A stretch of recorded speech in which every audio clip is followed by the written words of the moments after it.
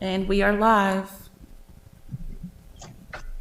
All right, let's call the Finance Committee meeting of 21 April to order. All members are present and accounted for. I will accept a motion to approve the agenda. So moved. Second. Any discussion? Hearing none, all in favor of the agenda, please signify by saying aye. Aye. Aye. Ayes have it. Next item is approval of the minutes from yesterday. Do I have a motion? Move to approve as written. Second. All in favor signify by saying aye. Aye. Aye. All right, we're pretty good, folks. We're now ready to move into presentation from Dr. Nash from Planning and Zoning.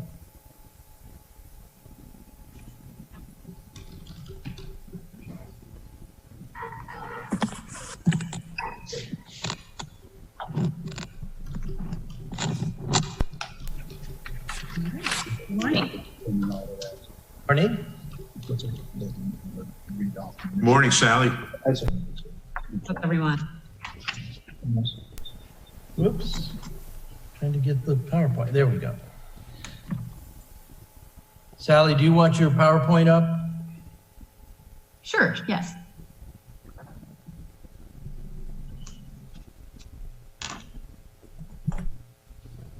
Okay. All right. Can you make it full screen, Julian, or is that is that as good as we get?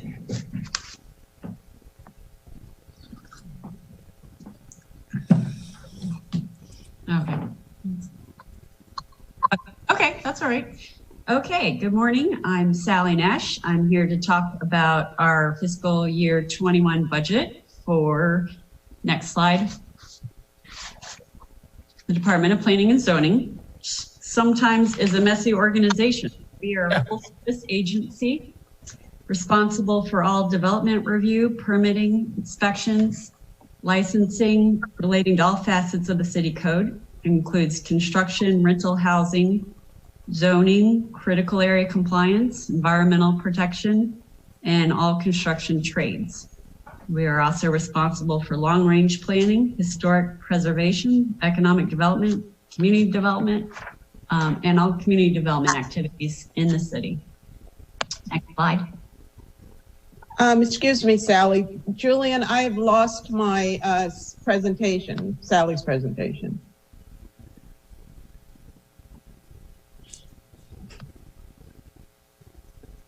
All I have is Sally on my screen.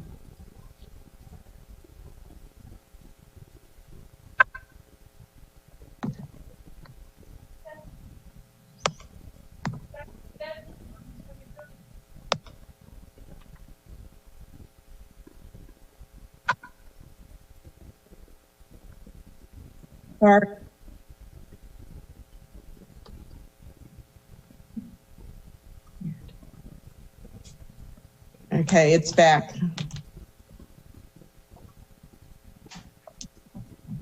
All right, next slide, Julian. Thank you. Our department's comprised of 6 divisions, and I'm going to talk about the goals for next fiscal year for each division. And if the urban forester moves over to our department from the Office of Environmental Policy, he will become a member of the current Planning and Development Review Division. Next slide. Our Community Development Division administers federal and state grants, implements neighborhood revitalization plans, and oversees human services by nonprofit organizations, as well as administers our moderately priced dwelling unit, our MPDU program, which is our inclusionary zoning program. This year, the Community Development Division completed many actions described in our fiscal year 20 annual action plan. And you can see the draft consolidated plan online now. Next slide. For next year, these are the goals for the Community Development Division. I'm going to go through them each in more detail in the following slides. But the picture is of the Universal Lodge number 14 on Clay Street. We were awarded $200,000 from community legacy funds to work on the facade of this building. It's a National Register building. Next slide. The first goal in this division for next year is to improve the quality of existing homeowner housing. Fiscal year 20, we are on track to complete this goal. Our community development block grants fund more than 22 organizations, which is going to help us meet our objective for this goal, which is to provide financial assistance to low and moderate income homeowners. Next slide. Second goal, improve quality of existing affordable rental units. Again, we are on track for this fiscal year. We funded the Bowman Community Development Corporation, we helped to fund, which built 6 apartments on West Washington and Clay Street. You can see in the picture there, they're for veterans. Next slide. Increase homeownership opportunities for low, moderate income households. We completed this in 19. We're still working on this for 20. But our goal is to build new or rehabilitate homes for low, moderate income families. And we work a lot with Habitat for Humanity. Next slide.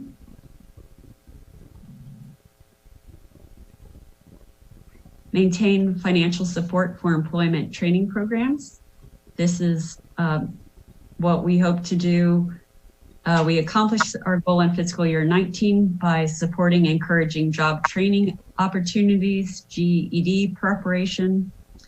Our benchmark is funding provided to support training, and our performance measure will be the number of persons supported through funded workforce training programs. This picture is from the Bowman building ribbon cutting. Next slide. The last goal of this division for next year is to increase awareness of the moderately priced dwelling unit program. This is a new goal for this year. However, we did work a lot in the last year with council on improving the MPDU program, and we were able to increase the number of MPDUs that are required for new developments. Next slide. Sally, can I stop you there? Yes. Am I correct? This is all being done only by Teresa Wellman? She is a very hard worker, yes. I realize that, but that is quite a load. Maybe we can talk about that at some point. And this is probably not the next couple of years to do that, but I think we also need to be concerned about succession planning there as well. So maybe we can put that as a committee. Can we put that as a parking lot issue? I know this is an area that is of particular concern to a number of the council members. So it might warrant a little more discussion. All right, comprehensive planning division. This division does long-range planning activities, special land use and fiscal analysis, and traffic and transit related studies. Next slide.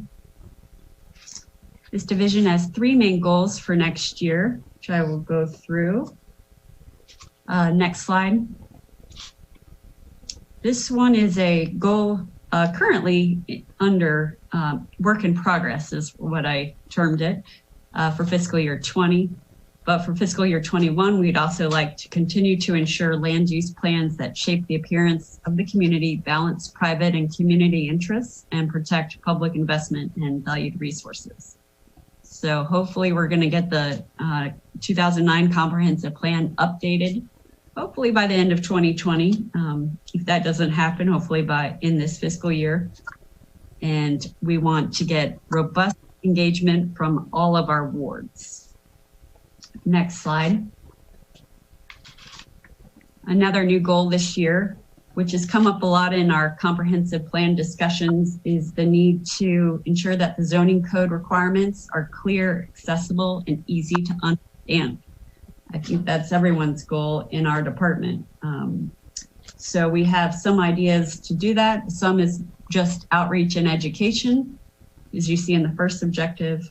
Some are getting more public input to figure out how we can make the code easier to understand. Sally, is this what Joel Braithwaite has been assigned to work on with the Office of Law? Is he helping with this? He is working on some ideas to make the code easier and more straightforward, yes. Thank But you. I haven't really kicked off an official effort to do this just yet. Next slide.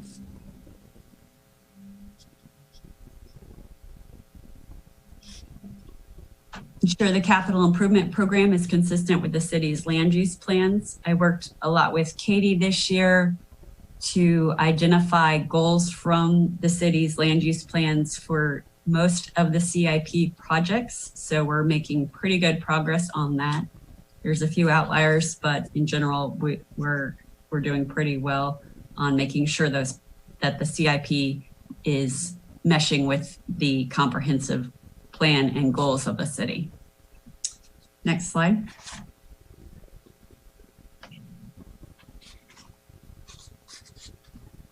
The current planning and development review division reviews development proposals, enforces zoning code, processes permits, and does environmental protection currently, but will do have additional environmental protections responsibilities if the urban forester is moved to planning and zoning.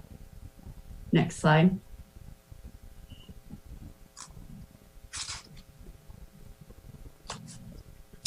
Some of these goals are new goals for this fiscal year. Some are ongoing. Next slide.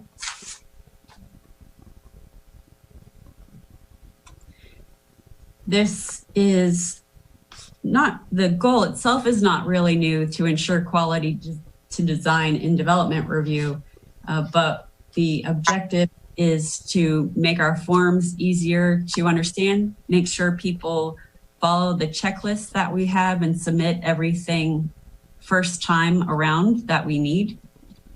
So we'd like to update our forms and our guidance to help make it easier for people to apply and to not have to do revisions, ideally. Next slide. Support technical assistance for neighborhood revitalization. We do a good job of this and are on track in fiscal year 20. This, of course, requires that our staff all maintain their continuing education credits through training opportunities. Next slide.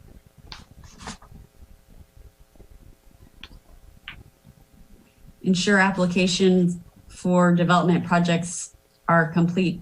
Ensure the review is complete in a timely fashion so the applicant can make deadline public hearing and agency review. This is a work in progress for this fiscal year.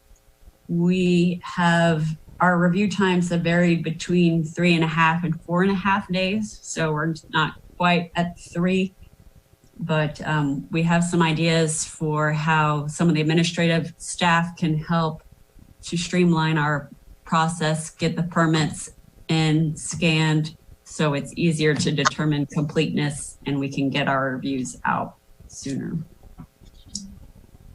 Next slide. Performance measures from Office of Environmental Policy are related to urban tree canopy, or UTC, and protecting our forests. These are all new goals for the Department of Planning and Zoning. Next slide.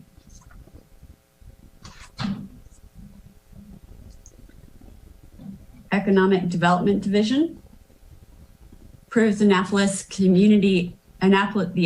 community's economic well-being and quality of life, attracts, creates, and retains jobs, and fosters a resilient tax base. This division has been very hard at work the last month. Next slide.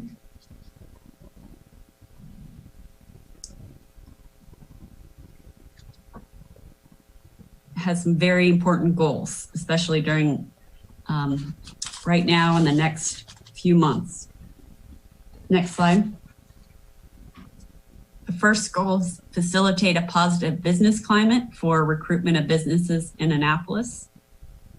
This is a new goal to establish an ambassadors program that will help cater to new businesses and support people who are new to the city. Next slide. Raise the profile of Annapolis for the recruitment of businesses to our city. We'd like to enhance the image of the city to make sure everyone knows what a great place it is to launch or grow a business. Our goal is 4 businesses per year. And that is the performance measure is the number of recruited businesses. Next slide. Facilitate a positive business climate for the retention of businesses.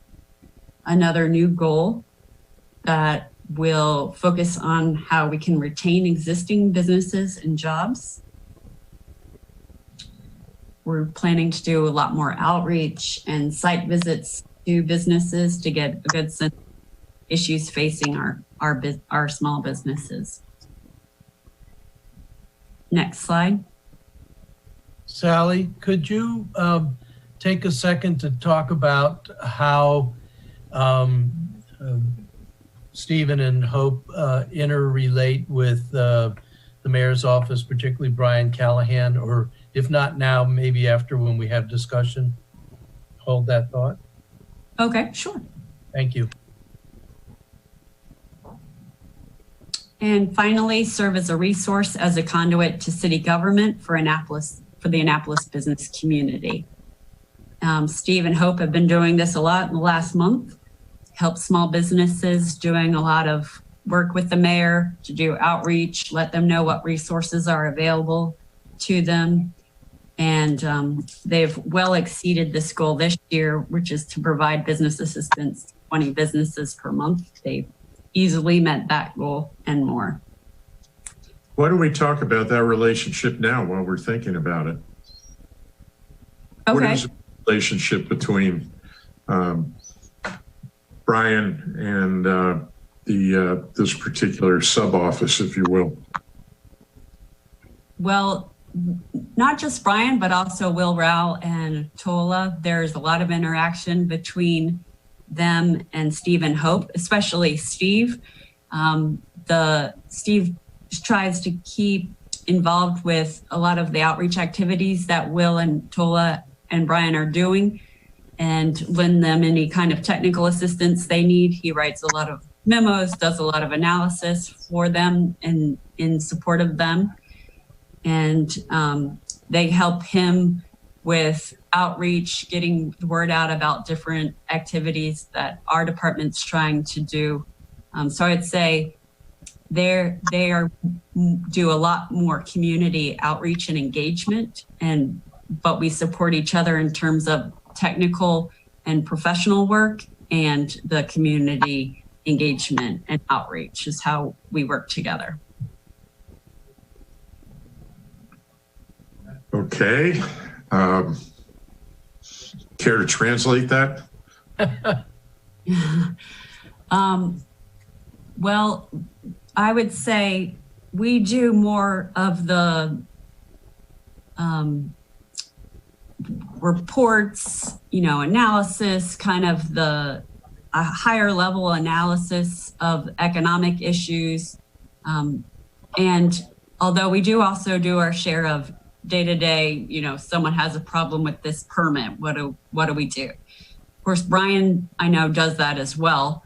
So there's, some overlap there, but mostly what we rely on the mayor's office to do is a lot of outreach and events. We don't really have the capability to do a lot of events, but they are amazing at organizing events, getting people out, getting the word out about different initiatives. And so we leverage their ability to do that to get the information that we have, the more technical information, out to the broader community. We do a lot of other things. We meet with business leaders, the presidents of the business associations every month. We do go to a lot of business association meetings to hear their particular issues. And sometimes Brian is there, sometimes he's not. It depends on the issue. A lot of times for the Downtown Annapolis Partnership, we will work with Brian and Eric Evans together. It depends on what the particular issue is and how we need to get information out to the general public, or if we need to interact with specific business associations, we might have a different approach.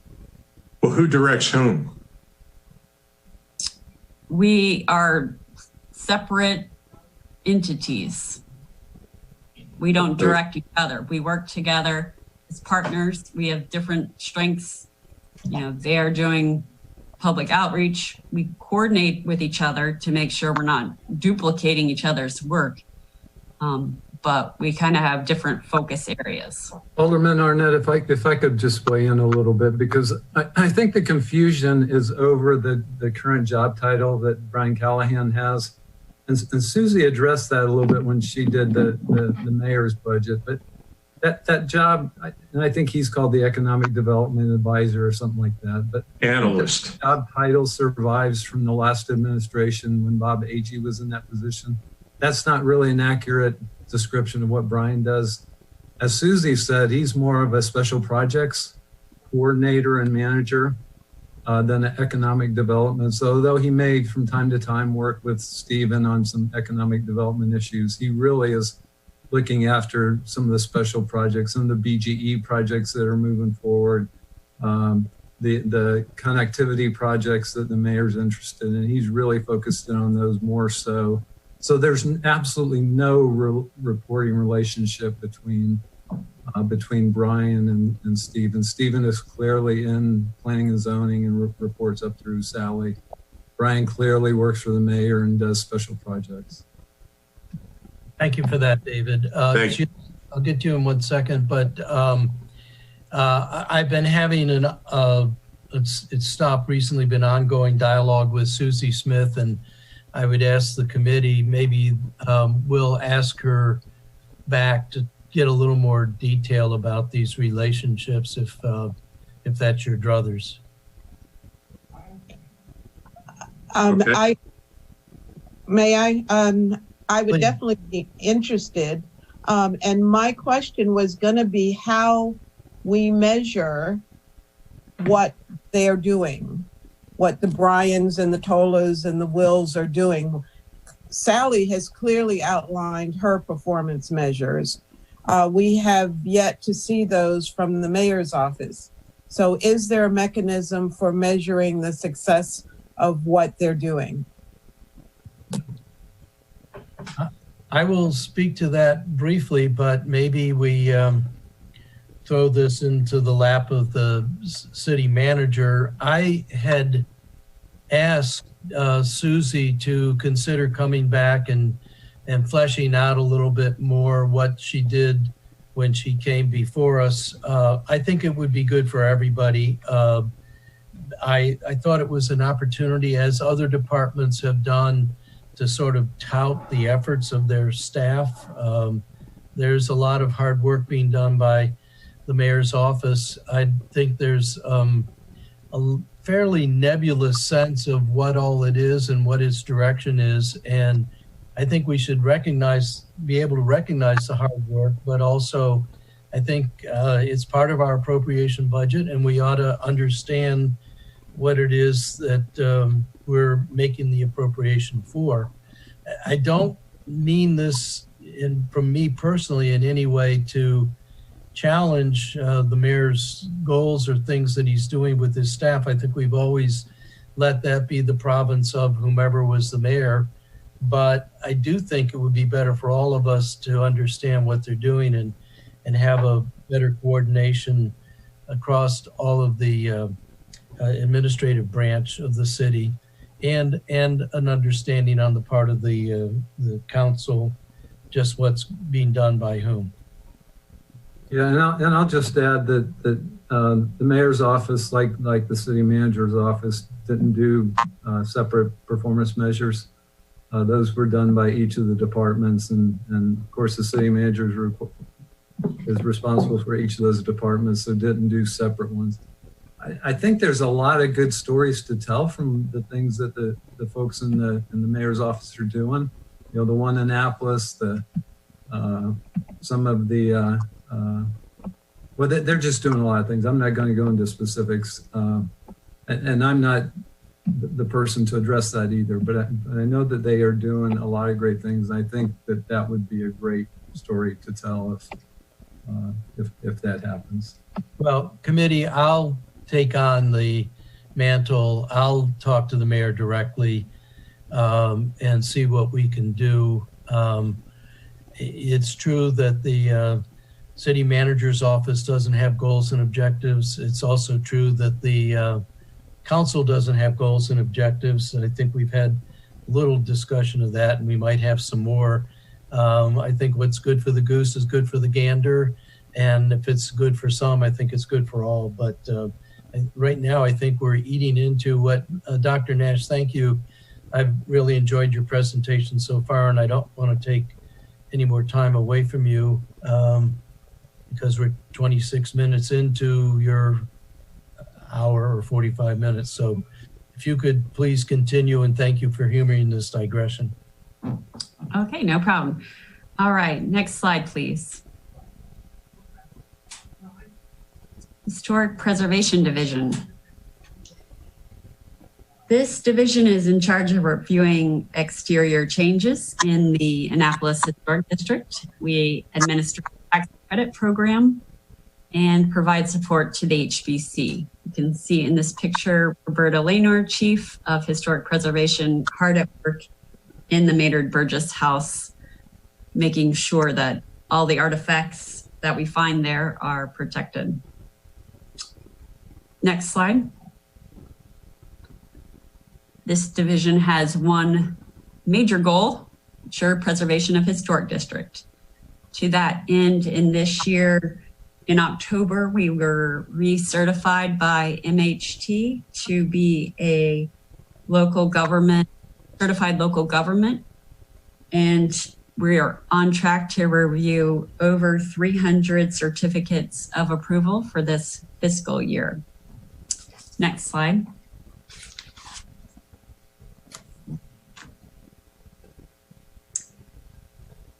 As a part of this goal, we would like to make the Historic Preservation Commission public hearing process informative and understandable, making sure that 90% of our applications can be approved. So not bringing applications to them until we feel pretty comfortable and confident that they can be approved by the HPC.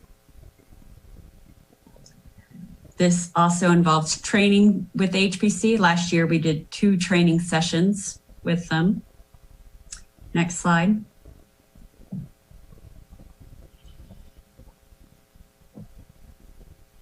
An ongoing goal is to communicate better with applicants and property owners, making sure that we resolve violations quickly. Really like to bring people into compliance when possible, and we'd like to do that quickly. Here you can see another picture from the Maynard Burgess House. Next slide. Wish I had that mask. Or the gown. Yeah. Right. He got that on like probably the last day he could have bought a mask. It was just in the nick of time.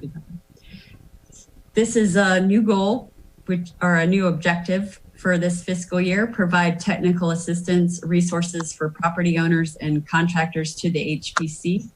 This is going to involve making sure our website is more user-friendly and making sure we have the right number of links and information for people. This picture is from 220 Duke of Gloucester, where our staff helped provide technical assistance following the fire there. Next slide. Licensing and Permits Division. This was a very busy year for this division. We hired a new housing inspector. We've been getting underway with our inspections of HACA properties. We're more than halfway through with our initial inspections of all HACA properties, although they are on pause for now. We final projects like the Sail Loft, 141 West Street, and the Annapolis Yacht Club. And this division also was instrumental in participating in the community assistance visit from FEMA a few months ago, which we do as part of our community rating system. So we can help people who live in floodplains get better deals on their flood insurance and make sure that the city is in full compliance with best practices for floodplain management. Next slide.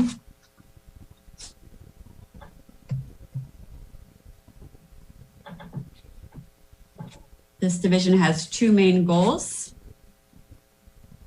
ensuring customer satisfaction and ensuring safe, sanitary rental housing conditions. Next slide.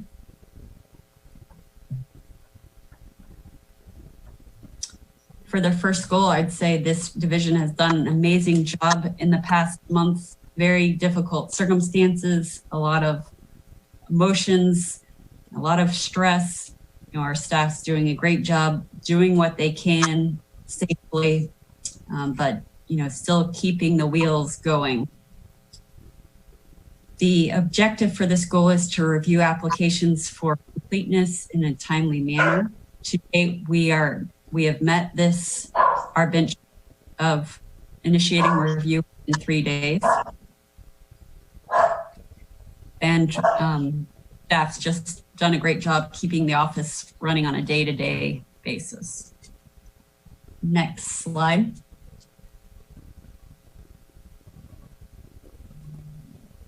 To meet this goal, our goal is to investigate alleged code violations quickly within 3 days. And so far for this fiscal year, we are on track. Sally, can you give us a quick update on where we are inspecting public housing? We are more than halfway finished with the initial inspections. And although we are currently on pause. So Okay. we are not doing any inspections right now, but Right. we are responding to calls if we get calls about complaints or anything like that. We are responding. We first try to reconcile the issue with the property management agency if possible. Next slide.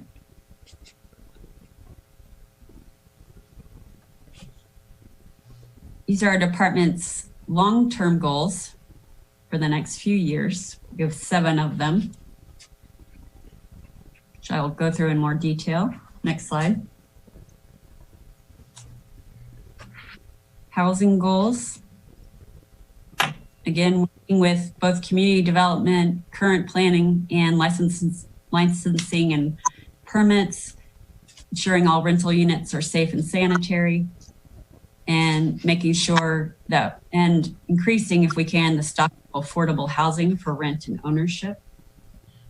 Next slide. On this second one, it is certainly of interest to many on the council. I'm not sure budget is the time to talk about it, though maybe it is, but we have a couple of pieces of legislation that are still sifting through, and I'm wondering if this couldn't be a topic of a work session or maybe even a more elaborate kind of thing, because it's topical all across the country and certainly here in Annapolis as well. Definitely. Thank you. Next slide. Community engagement. We want to explore innovative techniques to do public outreach.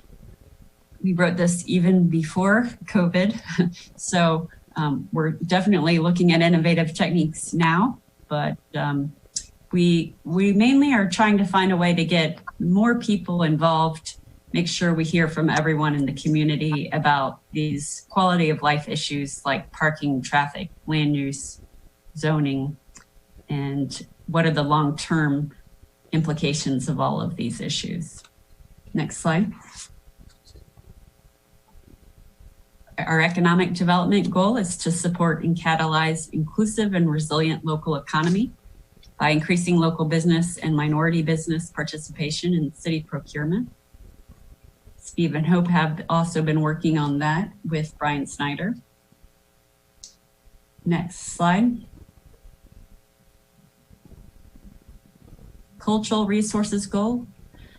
We want to make sure to protect and catalog our archaeological artifacts that are currently in city storage. I know, Ross, you have an interest in that. I do, and I sent everybody an email this morning from Dr. Leone. I'm a little concerned about, well, first of all, he's asking for a non-trivial amount of money, but also I'd like to become more familiar with the coordination going on between Roberta and Dr. Leone and make sure we're spending whatever dollars we're going to spend in unison and effectively. But that's also something we cannot interrupt your presentation for. Okay, I will say we did ask for an enhancement for $30,000 for help with this, which is mainly the cataloging of artifacts and then moving them to the MAC lab. I would say we did find a slightly more cost-effective way to do this than what Dr. Leone has proposed.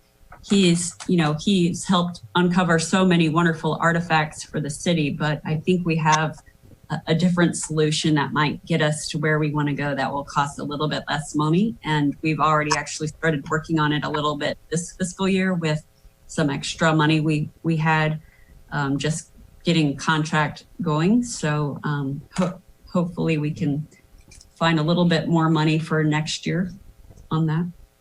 Thank you. That's good to hear. And I would like to follow up in a separate conversation. Okay, next slide. Historic resources, and then in the next few years, we would really like to focus on making sure that city-owned historic properties receive high level of maintenance according to HPC guidelines. So Maynard Burgess, also if we do get the Burgess House, making sure that we're doing an exemplary job of protecting our own resources. We had asked for an enhancement for a part-time staff collections or curator. Obviously that's probably not in the works, but our staff is still dedicated to really carefully protecting the city's resources that we own. And I'm getting, how do you say it, out of school conversations from Historic Annapolis, and they have expressed some concern about how well we're maintaining the city properties, although I suspect there's an ulterior motive in that they want to get some of the properties the mayor's also interested in getting, but again, another opportunity to have a side dialogue. Mm-hmm. Right. I think we can do it. We just need to make sure all our city departments are coordinated and, we're all working towards the same goal. Next slide. Code enforcement, ensure all development complies with city and applicable state zoning and building codes, right? Easy, right? Next slide. And from the Office of Environmental Policy, achieve or exceed our urban tree canopy, protect forest areas, reforest open areas like partially used parking lots and brownfields, and preserving shoreline trees. Next slide. So how are we going to accomplish all of this?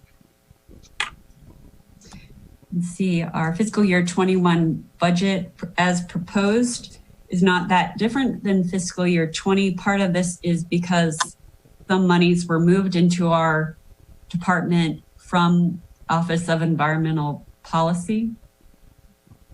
So, for example, we did have cuts in our contractual services and in our supplies budget,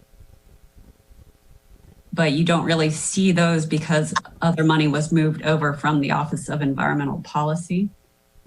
Also from that department, a significant amount of tree money was cut. So $50,000 of tree money was cut from Brian's budget if he were to move over to our department. So that will have some impact on the work that he can do.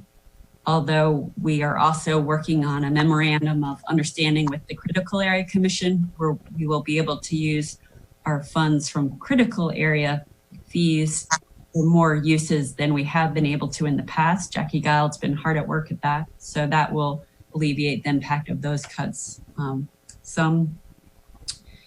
And the salary line you can see would be larger, both because an actual fiscal year 20, because we'll have hopefully filled the chief of comprehensive planning position, and it also captures Brian's salary, the urban forester salary.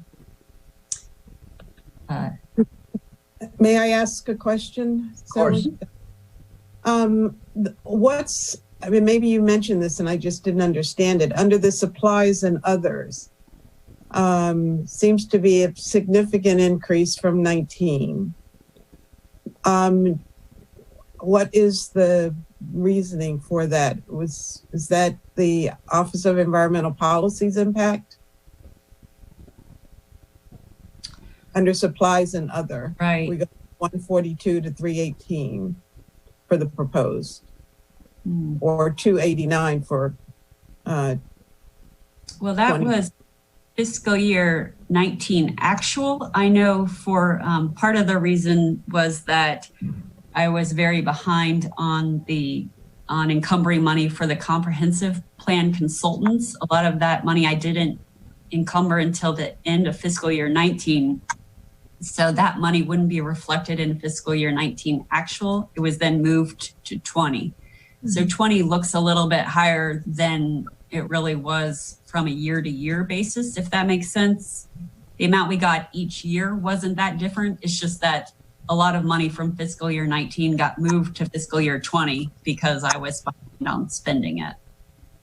And Sheila, I would point out, if we look at the more detailed schedule that we got, most of the supply and other, if I'm reading it correctly, is other. Supply is relatively small, and I think if I'm interpreting correctly, other is a lot of money from special programs, but that's something I think when we get into analyzing the numbers in more detail and coordinate this more detailed schedule. And looking at special programs, that actually goes down from 240 to 220. So it is, that is a reduction. Supply. Ross, are you suggesting that special programs fits under supplies and other? Well, that's my surmise. I'm looking at the detailed schedule that we got from Katie last Friday. That's what I'm looking at also. Right. So I'm surmising that, but we can certainly get input from finance to help us through that. Yes, that's true. What the explanation that Sally was giving you is true. That line item is primarily in 20 and 21 are her comprehensive plan monies. The comprehensive plan purchase order is planned, that is in the 240,000 that you see in 20. And the 220 mainly includes her money to implement her comprehensive plan. Okay. And there's also in the 21 request, in that category, there is $25,000 of tree money that came with the forester since we've broken out the OEP. We moved the forester over here and brought the tree planting money. That's in that category as well. And as far as your question on supplies and other, yes, we have those 3 categories intentionally so we don't get too many line items in there. Planning and zoning is one of the few departments that has a really big other category like this. And it's only because they're doing the comprehensive plan that it's so sizable. So thank you for that. And I think, again, it would be helpful if there was a footnote to tell us that, because there's no way, no place here does it speak to the comp plan and carrying over $240,000 for that. I mean, we know it's anecdotally, but I think it would be helpful to have a notation somewhere that speaks to that. I agree, and I think when we get into deliberations, we're going to have to talk about the detail in all of the schedules in our budget binder. It's much more helpful to be able to see this, what's labeled line item detail that we got from Katie. I'm afraid, though, that when we get back to that, it's going to raise questions that we'll want to re-engage with the department heads and other staff. So a little bit of inefficiency in not being able to do it. But I certainly agree with you, Sheila, that any kind of notation, remember, one of our jobs as the Finance Committee is to help make it easier for the council at large to understand the mayor's budget as presented to us. And so anytime we can put a footnote in there so that Rob or Ellie, of course, Ellie's sitting in on most of this, Dewan has a question, they'll have a nice footnote there to help them. And Ross, thank you. And going back to the tree money, that $25,000 that was moved over from OEP is not new money. Jody, am I correct? It's money that's just been moved with the reorganization, I'll say. Can you repeat the question again? You mentioned the $25,000 tree money. That's not new money either. That's money that's just been moved over from someplace. Okay. Correct. And Ross, I'm using the handout and making notations. Don't know whether you and Fred are using it, because I understand that we may want to call, department heads back, directors back.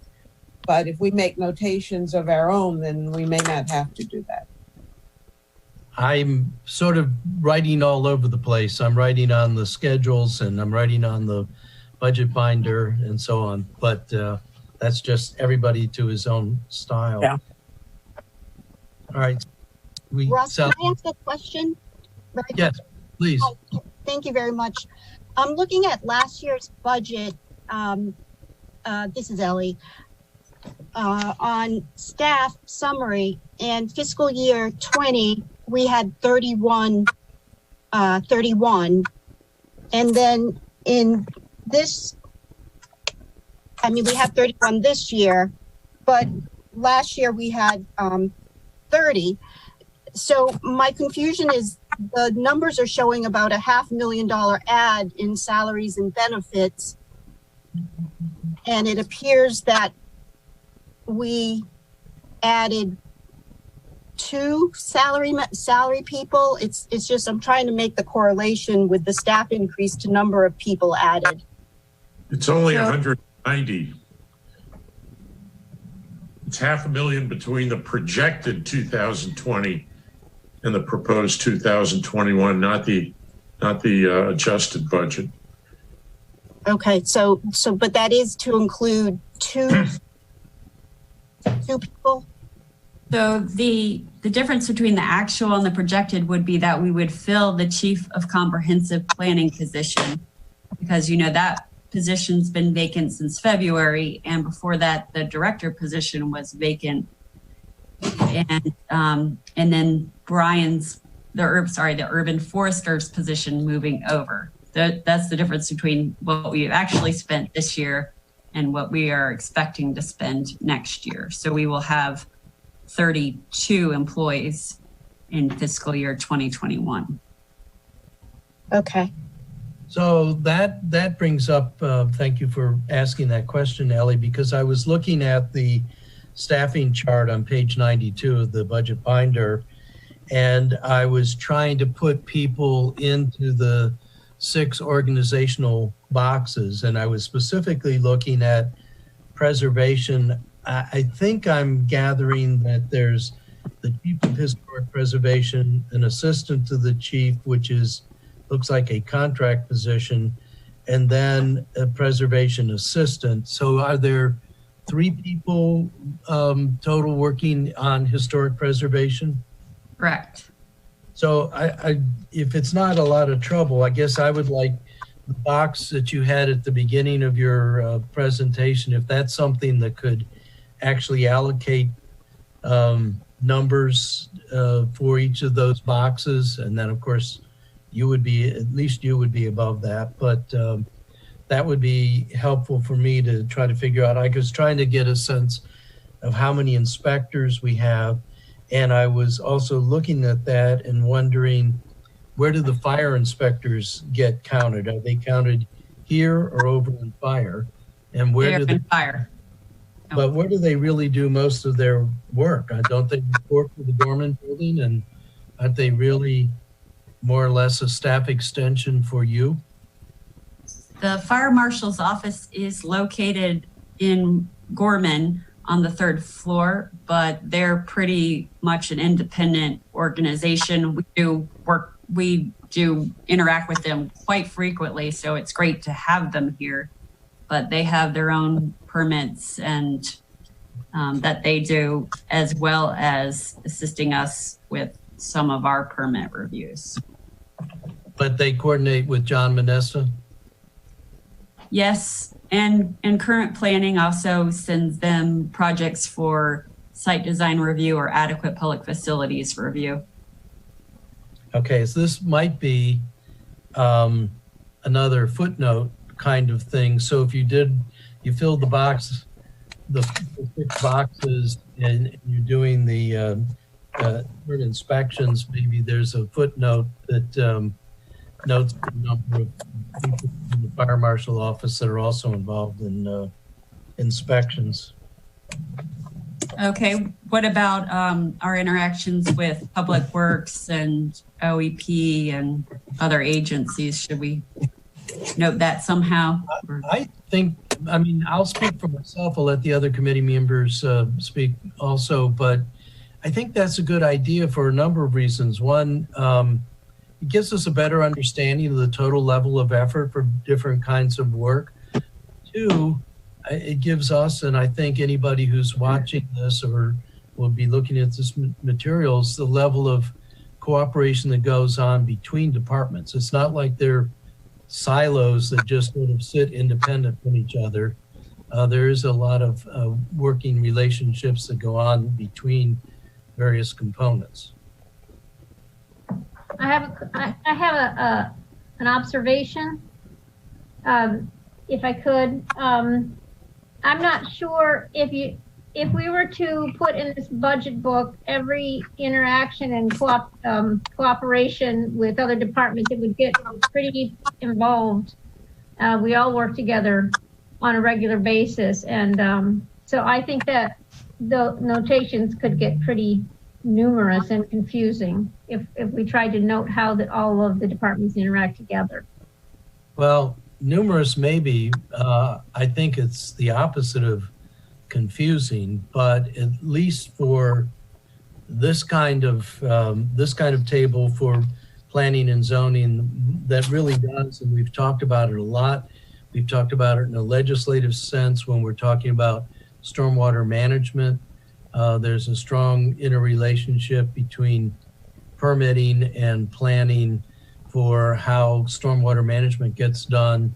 And those are all things that spill into that big environment category, which is so much of interest to our constituents. So I'm not saying we are exhaustive on all of the footnotes, but I think some of them are warranted. And this is certainly an area where I would feel I would be happy having a little bit of that noted. And we can do it as a judgment call. We can do some, and if that's enough, then that's enough. If we need more, we can do that. But I do think, Jody, you make a good point. I think finance, of course, interacts with everyone. So does HR.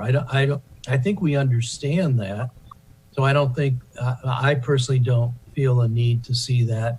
But on these components that cut across a major interest area like environment, for example, like our MDL goals and those sorts of things, I think the footnotes are helpful. If we find over time they're no longer useful, we can stop asking for them. If I could ask a quick question. Of course. So go ahead, Alderman Finlayson. Well, I was going to say, and this is, I guess, directed at Dr. Nash or maybe at you, Director Gerald, City Manager Gerald. Sally's planning and zoning goals did not include the responsibilities of the fire marshal. That stays, I think, within the confines of the fire department. And I think it would become confusing to account them in the planning department, even though, as Jody said, everybody interacts with everyone else, but their core responsibility as fire marshals is in the fire department. Actually, I don't agree. I think that it is a hybrid. And in fact, they sit in the Gorman building, not over on Forest Drive. And I watch them go in and out when I'm at other meetings in the third floor conference room. And I think that it is a hybrid. I think they want to stay assigned to the fire department because they get their firefighter credentials and they're part of the pension plan and those things. And I understand that. But in terms of relationships, fire, and look at all the talk we're doing about sprinkling buildings and so forth. Fire is an important part of planning and permitting. And so I think that is a relationship that is different than, say, someone who works on an ambulance or in suppression. But we don't have to hash this out on Sally's time because she has another slide or two of what I consider to be a very helpful, good presentation. Okay. David, did you want to ask something?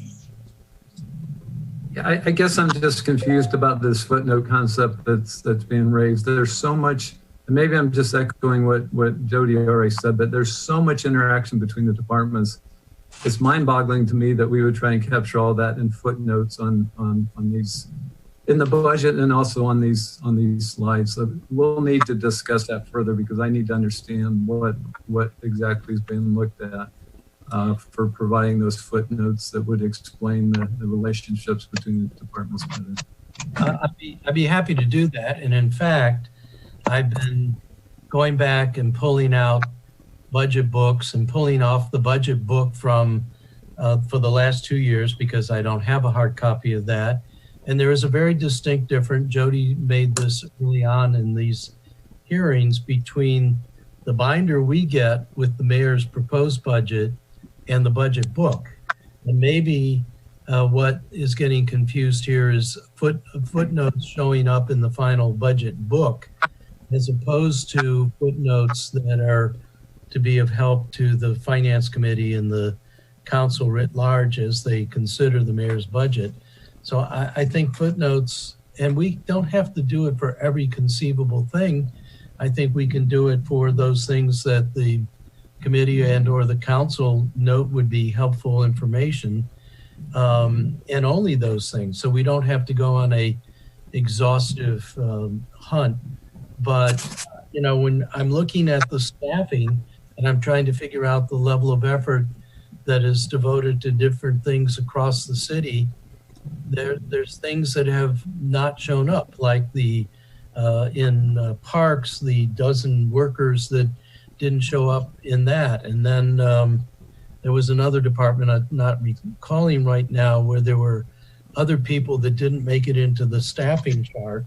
And this has always been a question over time, which is what are the actual full-time equivalent staff employed by the city, counting part-time, seasonal, contract workers, and so on. So I think we're at 613 in the summary table at the front of the budget binder.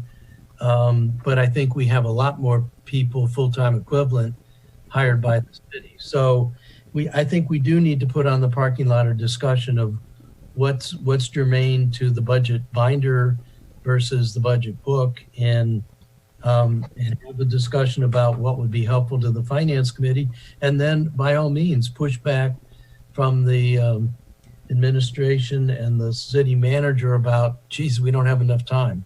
So we'll have to find some happy medium. Mr. Chair, can we let Dr. Nash finish her presentation? I agree. I agree.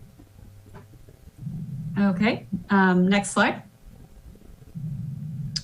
The budget enhancements we asked for. So speaking of contractual employees, our department has 5 contractual employees. I would like to convert at least 3 of them to civil service. This fiscal year, I hope to convert 2. Tammy Hook, who's our recording secretary. I was also hoping to hire her more, our full-time, so she could with more boards and commissions coordination. That's come to take up a lot of our current planning staff time, as well as, well, especially current planning, but also some of our administrative staff time. Coordinating boards of appeals, planning commission, port wardens, it takes many hours. So we could really use Tammy's help with that. I'd also like to convert our receptionist that we have here to full-time and civil service. She's part-time right now. Our other enhancements included money for the archaeology curation that I've already discussed, and the collections or manager that to help us monitor and protect city historic properties that I've already discussed. One thing I didn't mention was an increase to the historic district tax credits that we give to homeowners who make renovations to their properties in the historic district. This fund is always, in the last couple of years, has been tapped out every year. We'd like to add a little bit of money, can be helpful for economic recovery to incentivize improvements in the historic district, but I understand our budget realities as well. So, next slide.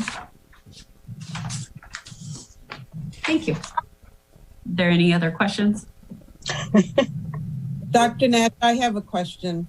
What was the cost of your enhancements?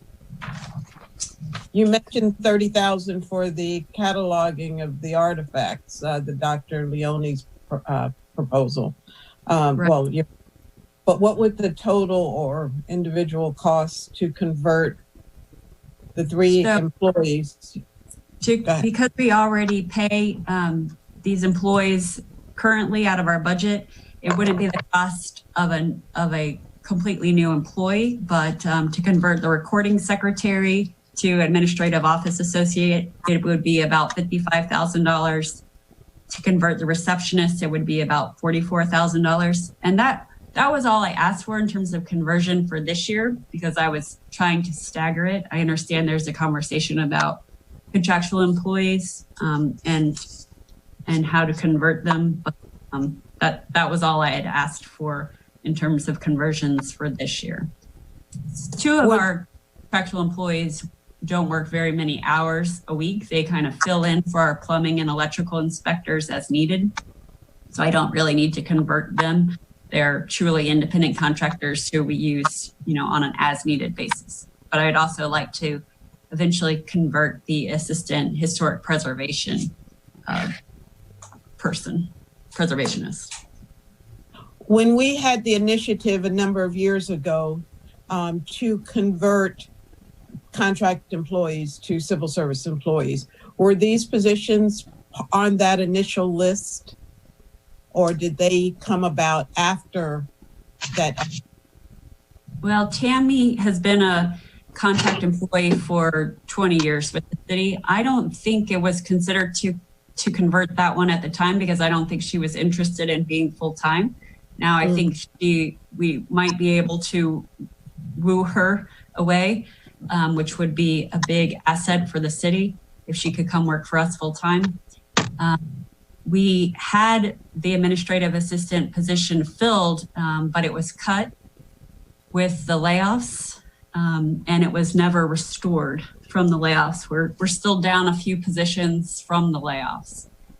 And the deputy chief of historic preservation is actually a new position. We've just seen the demand in the historic district increase. We just need another set of hands to help us process those applications and do site visits. He even does stop work orders. He does whatever we need him to do. And we just, the last few years, there's really been more work in that division. So that's a new. So your goal to expedite some of your processes really would be dependent upon staffing. Yes, and I would say having more administrative staff is crucial. But again, I understand reality right now. It is going to hurt our expediting of applications and our ability to update our guidelines and our policies because we're just putting out fires all day long. Thank you. Okay, Fred, did you have anything, or Ellie? Because we have police waiting in the wings. I just have one comment that Sally should add that one of the performance that she did do other than all the others is the critical area buffer update was a monumental task, and that was accomplished this year. I don't think she mentioned that. That's true. Thank you. I should have mentioned that. You're welcome. Could you repeat that? Because I was not paying attention. The critical area buffer map. Yeah, that was big. Lots Sally, of maps. Could you send us a note? That's an important one, and that was a huge effort. So we do need to remember that. Of course. Thank you. Other than giving Dr. Nash our thanks for a very good presentation, very thorough, and thank you for following the outline that we prescribed. I think it's been very good for a number of reasons. So we want to thank you for that. I would like to thank Marcia Patrick for sharing her presentation with me. Yeah, she hit it out of the park, didn't she? And she yes. Set the standard for everyone. Yes. All right. Committee, are we ready to move on to police? Yep. Thank you, Dr. Nash. Thank you. Thank you. All right. I see Chief Jackson, and I thought I saw Deputy Chief. But we're ready to go, Chief. Good morning. Can you hear me? Yes, we can. Good morning. Okay. Can't see you. Okay. So where do we start? What we could do, I just want to make sure am I getting the feedback? Is there? Yeah, let me refer to it. Yeah, What?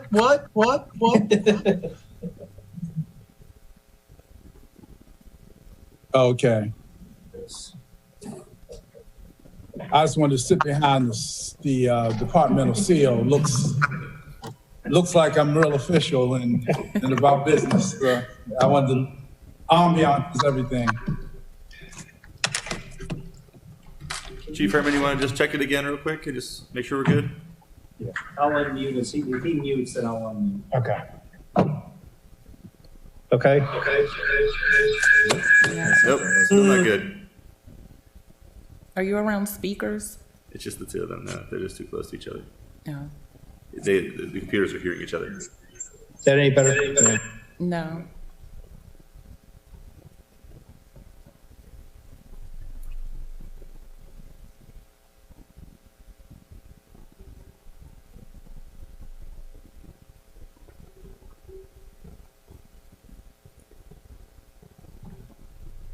Chief Jackson, did you want to make an opening statement and then we can move into the PowerPoint? I think we got this coordinated, right? Two documents we want to share, our strategic plan, and then I'll go over the PowerPoint. And that just encompasses what we're all about, our mission statement and things of that nature. So I'll start off with that, and then I'll have my colleagues to chime in, the deputy and the budget person. You know, Lieutenant Dave Miguez is here, and so Paul went back to his office. He's good now. And so I'll start off with the mission statement.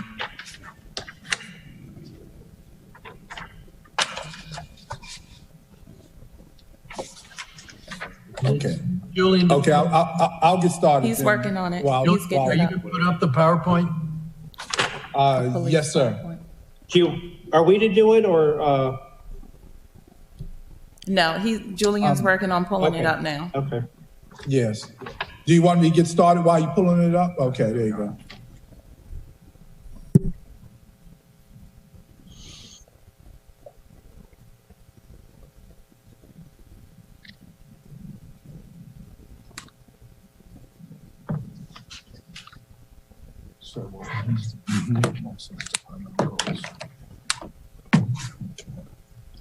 I'll start off with should I start off with the mission statement? I'll probably go ahead.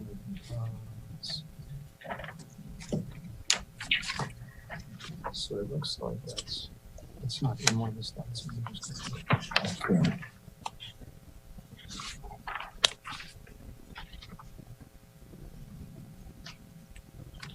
Okay, I'll just go ahead and read everything. Okay. And they can hear you read it. Okay. Should I start now? Yeah. Okay, I'll get started if it's okay. Can you? Please go ahead, Chief. Okay, thank you.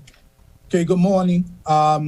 I'll start off with our mission statement. The Annapolis Police Department is dedicated to preventing and reducing crime for the community it serves and preserving the quality of life in the city through fair and impartial law enforcement services. The department strives to recruit, train, and equip an unrivaled and diverse workforce and works diligently to preserve and uphold democracy and the freedoms afforded to all by the Constitution through proactive problem solving and community policing. And our core values, of course, are honor, that's at the bottom, honor, respect, integrity, and service. Those are our core values. And most recently, on the second slide, CALEA. CALEA, of course, is the acronym for the Commission on Accreditation for Law Enforcement Agencies. We were recertified after a 4-year cycle. Yeah, we were recertified a couple of months ago after a 4-year cycle. A lot of hard work went into it. The Annapolis Police Department is a certified law enforcement agency. Again, that's the Commission on Accreditation for Law Enforcement Agencies. We were recently certified in 2020, and we received the gold standard. That meant that we met or exceeded professional standards. One of the things I should just add, towards the end of our presentation to CALEA, we had mentioned that we established a cold case squad, and they really, that piqued their interest. And I think that kind of helped, at least in principle, put us over the top. And so we're happy to report that we're now recertified. Okay, our organizational structure, if everybody's still with me. Okay, we have patrol, and that encompasses uniform patrol responds to calls for service, investigates crime. They do preliminary investigations, the who, what, when, where, how, and why. It keeps the peace and serves criminal and civil judicial processes. It serves criminal and civil judicial process. Special operations, that's criminal investigation. Those are our detectives, our intelligence unit, our gangs, drugs, and interagency initiatives, and also our K-9 Corps. Then the third bullet is administration. That's radio, budget, fleet, our vehicles, training, and infrastructure. Things to the station house, IT, our information technology, recruitment, property, and logistics. Chief, I will make the same request I made of Dr. Nash recently. These boxes are perfect, but it would really be helpful if we could assign numbers of bodies below each of these 4 categories. I see 53 police officers. I see 13 corporal, sergeant, lieutenants, and it would be helpful for me at least to see how those. I don't even know what the total is for this staffing summary. We don't have a total. It's over here, I guess. I think the total is 174. Well, that was in the budget book. We opted not to put it in this presentation, but we certainly can reproduce it. But we didn't see the point in putting it again since it was already in the budget book. But we can certainly do that and put in the staffing. It's in the budget book on pages 98 and 99, but Right. it isn't allocated into patrol, special operations. Okay, I got you. That would, I mean, if it's not too much trouble. No, of course not. I'll try to throw them in myself, but that would be helpful.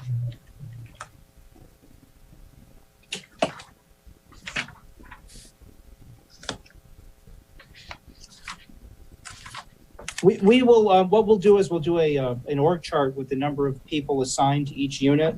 But we do go a little more into minimum staffing later on in the presentation, but we'll absolutely do that for you all. All right, I'll stop interrupting you then. Please proceed. Do you want me to continue with the police organizational structure? Of course, at the top is the police chief, and then below the police chief is the deputy chief. Then on my left, I don't know if it's your right, but patrol. And under patrol, it's commanded by 2 lieutenants. Then you move over right below the deputy chief, who's responsible for special operations. Below him is a lieutenant's position, and next to that is an acting lieutenant. That's a sergeant who's acting out of title. Next to him is the administrative side. You have a sergeant, a corporal, and a records supervisor. Next slide. Yeah, next slide.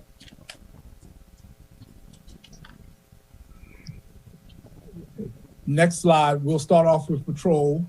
Patrol is commanded by a captain. And underneath the captain, there's 2 separate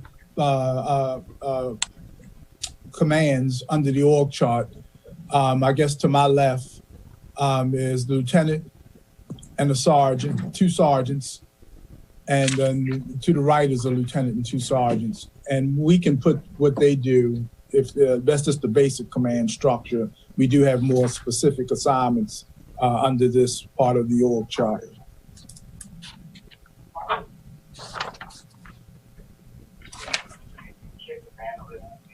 Then we have special operations. We have a captain assigned to that, and he has 2 lieutenants that report to him. And on one side, you'll see criminal investigations, intelligence, gangs, and a task force. And the task force, they do a lot of things, interagency initiatives, both at the state and federal level, along with the county and other local jurisdictions outside of Anne Arundel County and the city of Annapolis. And then on the other side, you have a lieutenant who's responsible for K9, our operations unit. That's a plainclothes a group of officers who do a whole lot of things. We have Marine and bikes, and then of course we have our community relations and this is all under special operations. Patrol is commanded by Captain Lowe, and special operations commanded by Captain Seidel, Mark Seidel.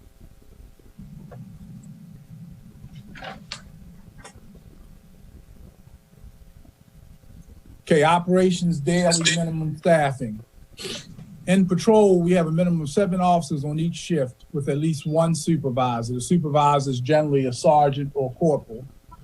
We have 4 squads of 10 officers and 2 supervisors.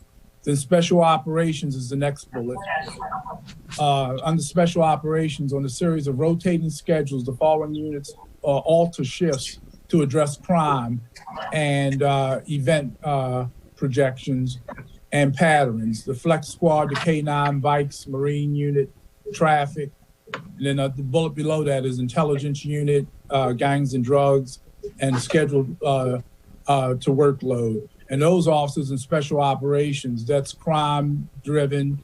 It's data driven. Now that we have an analyst on board, we can more efficiently deploy them based on crime patterns and other issues that come up. Things that we can project and things that come up, unexpected. And then the last bullet is the administrative section of the department. They dispatch, maintains a minimum of 2 dispatchers, 12-hour shifts each.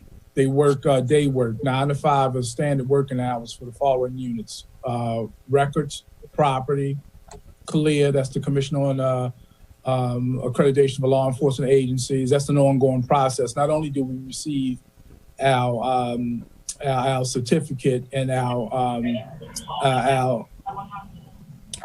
accreditation, we have to work daily to make sure that those standards are enforced. Then we have recruitment. That's the men and women, Detective Murphy, who goes out and recruits men and women who are interested in the career in the Annapolis Police Department, and he helps process them through the pre-hiring process. And then, of course, training, in-service training, which is required by state law, the Maryland Police Correctional and Training Commission.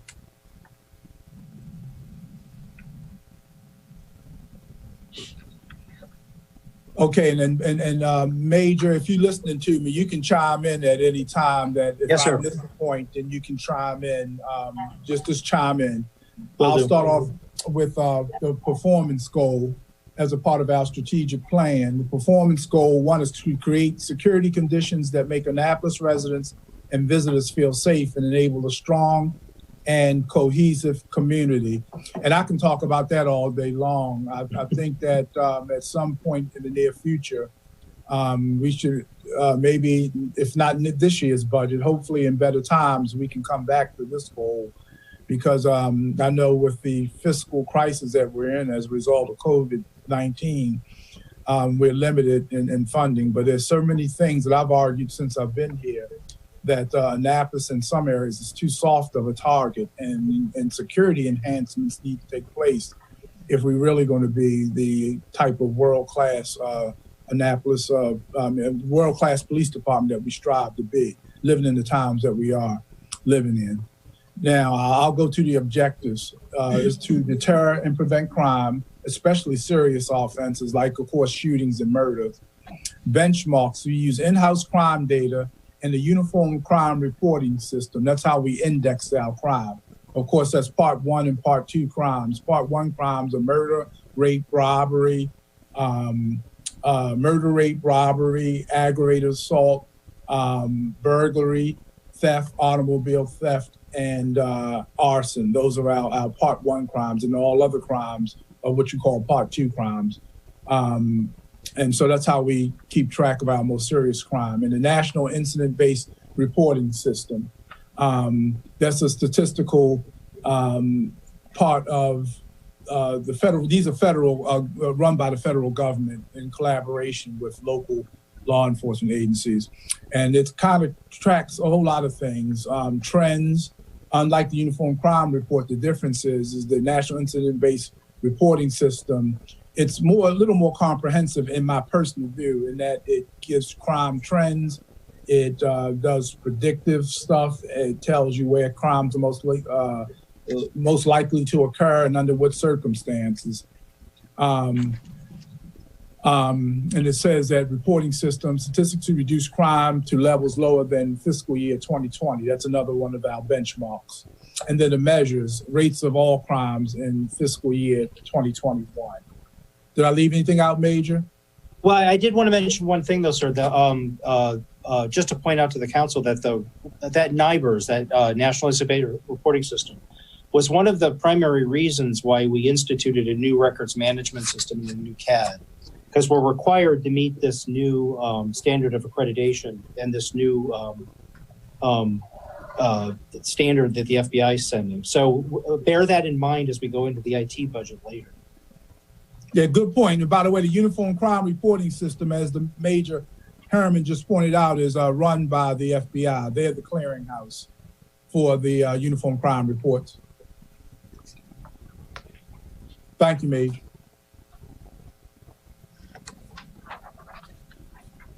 Performance goal number 2, strengthen departmental efforts to earn public trust and cooperation. And our objectives are to increase community outreach events sponsored by the department. And that's a broad array of things. Benchmarks to host or attend at least one outreach event in each city council ward each month. And then we measure that the number of events hosted or attended in each ward each month. And I would also make the comment that a part of our measure too is what the citizens, how they feel about what we do in that area.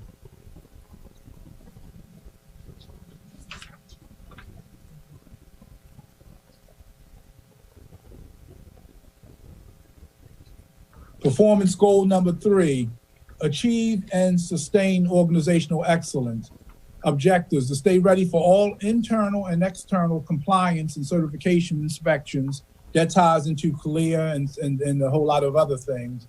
And benchmarks 100% compliance on internal inspection criteria, and measures percentage of compliance on internal inspection criteria. And I'll just point out that Major did an excellent job along with the lieutenant, who's to my left, Lieutenant Miguez, and Major Herman, and working with the rest of the staff, too numerous to mention, and coming up with these objectives, performance goals and objectives. Performance goal number 4, strengthen our workforce and optimize resource management. And the way we'll achieve that, the objective is to, number 1, recruit and retain the best and brightest, recognize the power of diversity. Number 2, ensure efficient utilization of existing funding, personnel, equipment, and infrastructure. And how we know that we're achieving those, the benchmarks will be effectiveness of personnel, equipment, and infrastructure compared to resources spent. And measures demonstrated return on investment in personnel, equipment, and infrastructure expenditures, which is very important.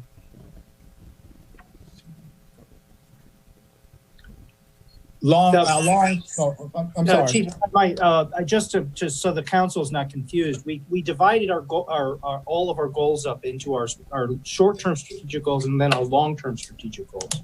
The performance goals are what were part of the finance, the budget book. The long-term goals are what the chief produced and is open on the internet for the public to see.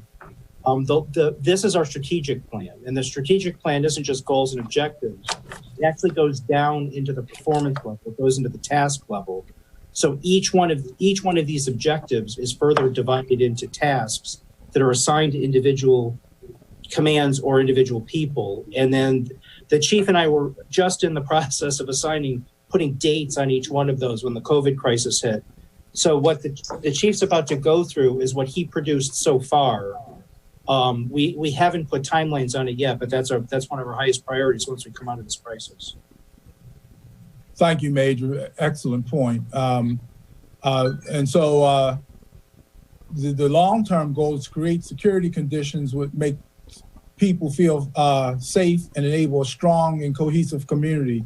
Community safety is the department's #1 priority. All our efforts, enforcements, community interaction, professionalism, technology, and partnerships are to obtain this goal. And here's our objectives. To deter and prevent crime, especially serious offenses, improve clearance rates, solving crimes, and timely apprehensions, incorporate proven crime detection and crime solving technologies, improve security of city infrastructure and people, And if the city manager's listening, number 5 is the one that drove me crazy when I first got here. And I think you said in the meeting that we had, and that's improve the free flow of vehicle traffic through the city. I just feel that in an emergency, I still feel that way to this day, that we need to improve how we do ingress and egress. Should we need to get emergency people in and get traffic out, especially downtown on Main Street and Dock Street, that area near the Naval Academy. Did I miss anything major? No, sir, that's good. Long-term goal 2, strengthen our efforts to earn public trust and cooperation. The department recognized that a positive relationship between the department and the community is vital to a safe Annapolis. We will seek every opportunity to build a strong relationship through mutual trust and cooperation between the department and the citizens we serve. And the objectives are to increase community outreach events sponsored by the department, to increase the level, content, and methods of communication with the community, increase transparency and accountability to the public, increase total youth involvement and opportunities within the department. You wanted me to remind you, Chief, to talk about PAL right there. Oh, yes, that's right. Exactly. Yeah, one of the things that we want to do, thanks, Major, is I really, and we got a part of it started with Anne Arundel County, with families, what's that, yeah, exactly. Say that again, Lieutenant. Strengthening families. Strengthening families, right, with Dr. Pamela Brown. And we started before COVID-19 hit, with starting the PAL Center, partnering with Archie Trader and at Pitt Moyer, started a basketball league. And we do plan for the PAL program to not only have physical sports, but smart sports as well, like chess, and also wanted to be real comprehensive when we have young people to come there. We want funding and the ability to partner to also provide other services, GED programs, technical training, vocational training, maybe, for example, have Anne Arundel Community College to have a registration day to get people into higher education who may have historically not had that modeled for them. And we feel in Annapolis as a long-term goal, as a part of strengthening our efforts to earn public trust and cooperation, in order to reduce crime, we have to take away or minimize the social problems that end up translating into criminal behavior in the first place. Did I leave anything out? No, sir. Okay.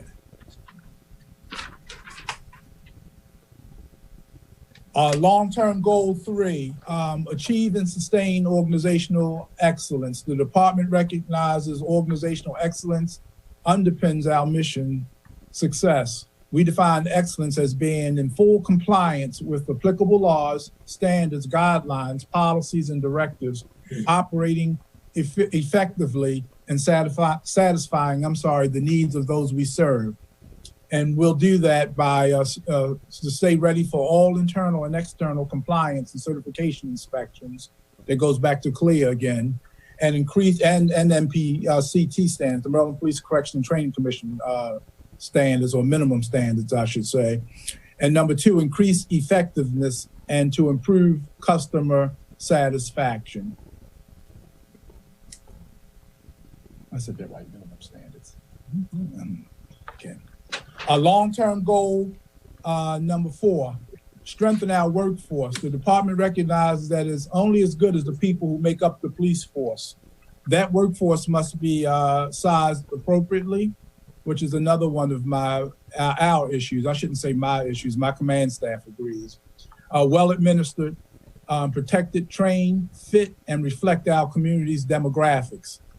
Right now, for example, I'll just throw that in there. One of my goals is to increase, we have no women right now in command positions. I'm trying to position ourselves that we can, so that we can get we have somebody on deck. Sergeant Amy McGuez is within striking range. So I'm gonna do everything that I can to get to her because it would be good for the department.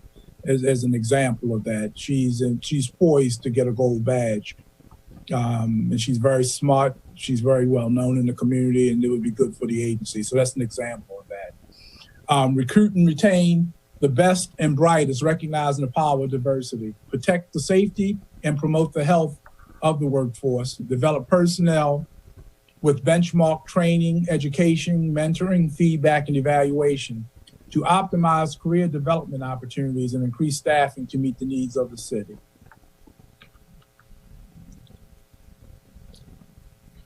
I would just add one thing, Chief, is that what we'll look at when we look at the numbers in the budget, one of the very few parts of our budget that actually increased was our training budget, and by a very modest amount, but that shows the Chief's commitment to training and improving our workforce. Thank you, Major. I appreciate that. And can I interject at this point? All of this is what the Finance Committee asked for, and I'm looking at the objectives. I think as we develop the system further and out years, it's going to be important to incorporate the benchmarks and then the performance measures. That will complete the whole performance measure process. And so having a goal to recruit and retain the best and brightest, obviously a noble goal. I think that you and all departments are having problems doing that. First of all, because you're competing amongst yourselves, and also there's a scarcity of people that are candidates. So a benchmark would be, now, how are you going to go about doing that recruitment? And then performance measure would be, how successful were you in actually recruiting? And I think when we get to the discussion point, that's one of the things that I would like to take up with you, Chief, and Deputy Chief, is we've heard a lot about the problems of recruitment and how we're competing with each other. And I don't think that situation has eased any. So we'll want to talk with you about that. Not, I would hasten to add, from the perspective of enhancements, but from the perspective of how are we doing? How are we maintaining our numbers from that point of view? So excuse the interruption, but I just wanted to make that point. Thank you, Alderman Arnett. Thank you, Mr. Chair. Long-term goal 5, to optimize resource management. The department must ensure the most efficient use of resources it receives, expand sharing programs with law enforcement partners, seek contributions from grants and authorize private donations, and be ready to justify current and forecast increases in appropriated funding. And the objective is to ensure efficient utilization of existing funding, personnel, equipment, and infrastructure. 2, expand resource sharing initiatives with law enforcement partners and increase funding from sources outside the city budget appropriations. Be prepared to justify current budget requests for additional funding. And Major and I have these conversations all the time. I think one of the things that we both are on the same page on, I mean, we really are, is that the only way you get more is to be able to demonstrate that you utilize, you operate efficiently what you already have. And that creates the argument in and of itself to get more, because you're shown you've been good stewards over what you have. So I'm big on that. And so we've made a few changes and will be making changes in the future to make sure that we're operating and making the best utilization of all the things that we have, both our human resources and equipment and our budget. Did I leave anything out, Major? No, sir, but before we move right into the budget, I did want to highlight objective number 3. Part of the goal to increase funding from other sources is grant writing, that kind of thing. And one of the things that the chief had as an enhancement, we'll get to those in a moment, but one of the things he had as an enhancement was to fund a grant writing, grant administration position. And that's going to be a critical point that'll come up in a moment. Yes, good, excellent point. Thank you.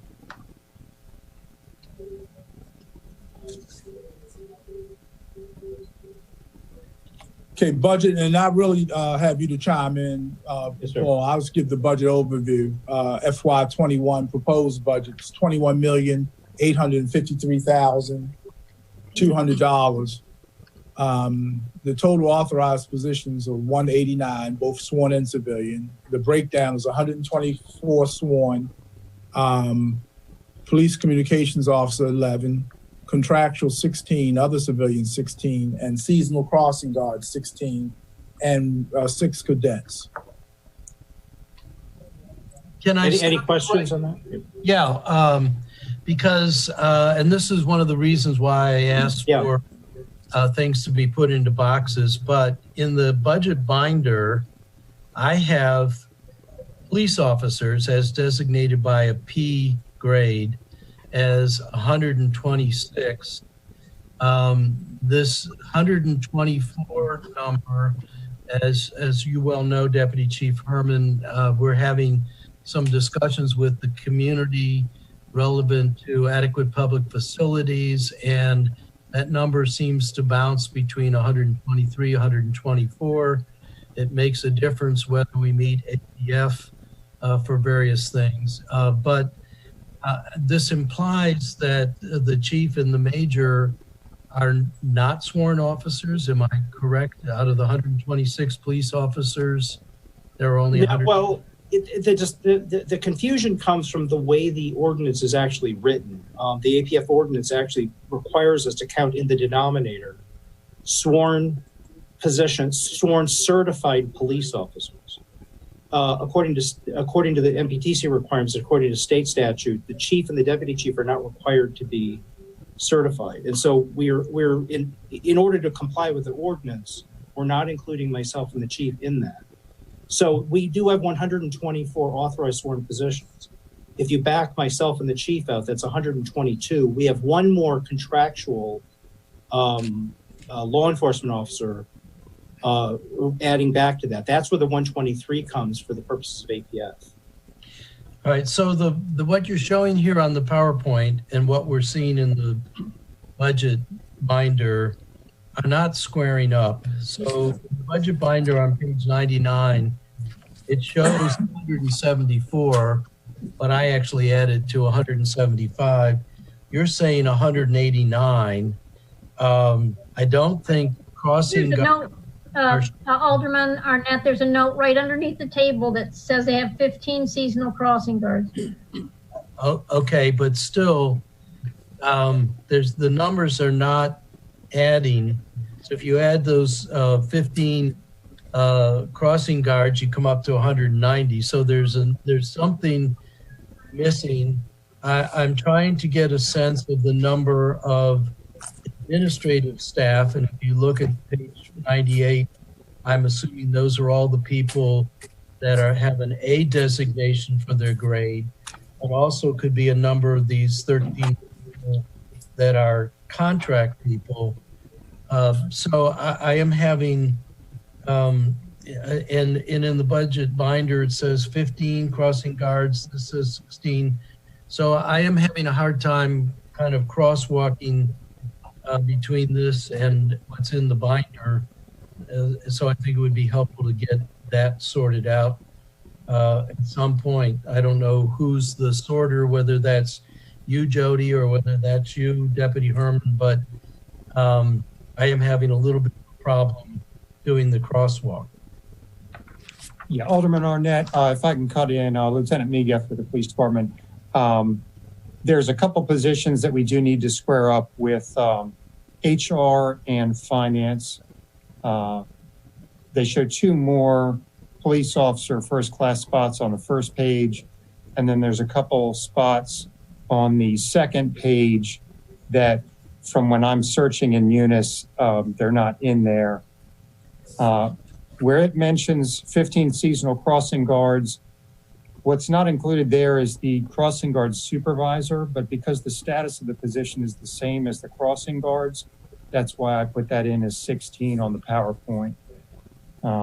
So we are working on squaring that up and making sure that everybody's on the same page with the positions. Thank you. I appreciate that.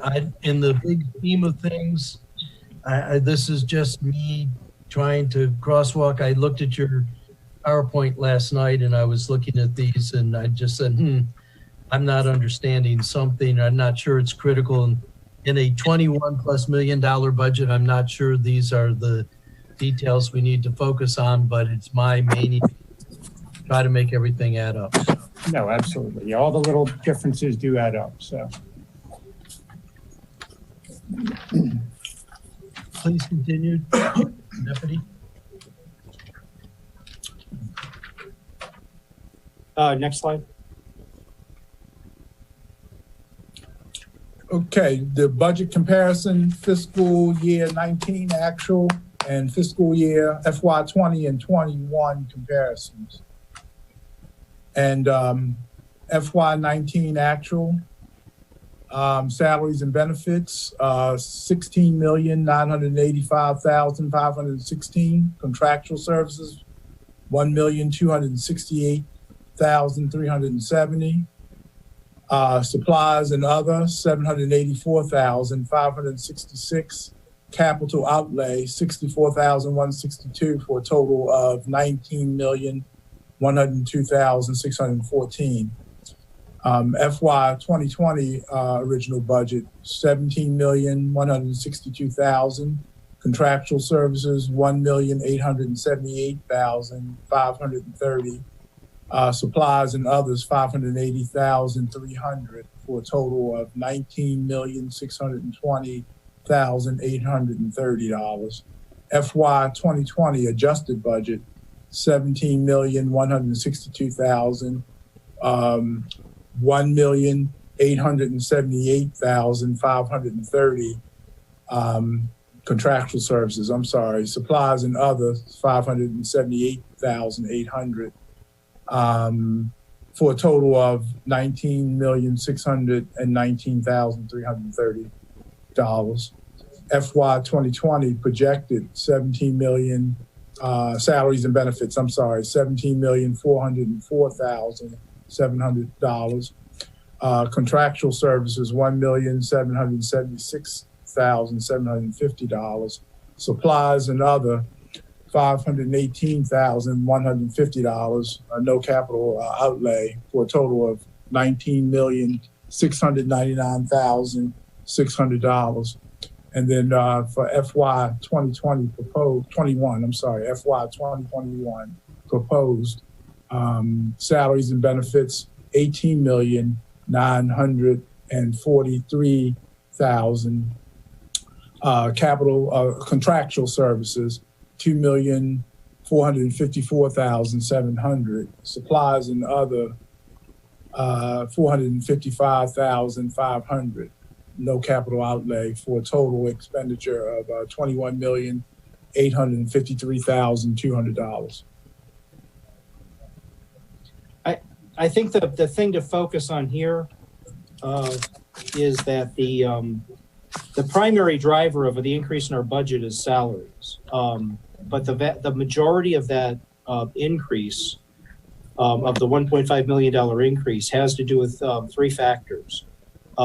Two of them are accounting mechanisms. Actually, all of them are accounting mechanisms whereby there are accruals in, and Jody can speak to this better than I can, but there are accruals in payroll that were now showing up as actual budgeted items.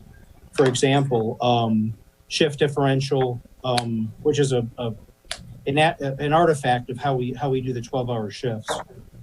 There's overtime budget, which is now actually put in our budget as a projection.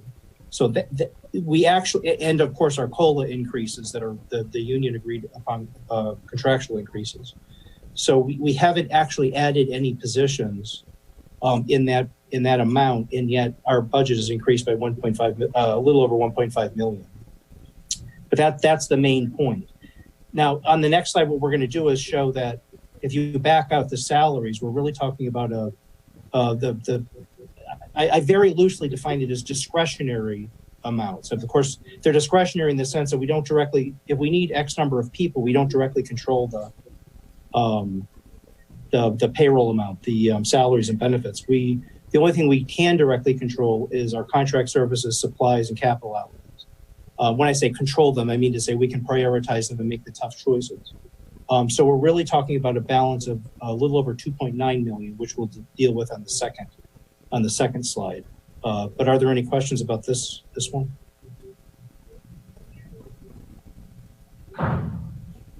Okay, next slide then.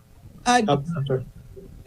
Major, not a question, but just simply a comment to say thank you for listing out what's included in your contract services line item. We've asked for this from other department heads, and you've clearly outlined, and I assume that this is the difference between the 1.8 and the 2.4. The 1.8. Yes. Mm-hmm. Yes. Mm-hmm. Okay. Alderwoman Finlayson. Yes. The bulleted list that you see beneath the table, those items are what makes up the contractual services line, not the change. Okay. Okay. Just want to clarify that. And okay. If you have any more questions about the salary increase, I tried to put some dollar amounts to the reasons for the increase if you're interested in hearing that. Well, what are the reasons for the increase in the contractual? I mean, that's a 42% increase.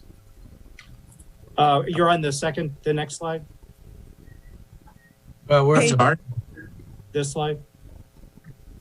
No, I'm on the budget summary general fund, contractual services, 1.776750, and then 2.454 is what you're looking for this year.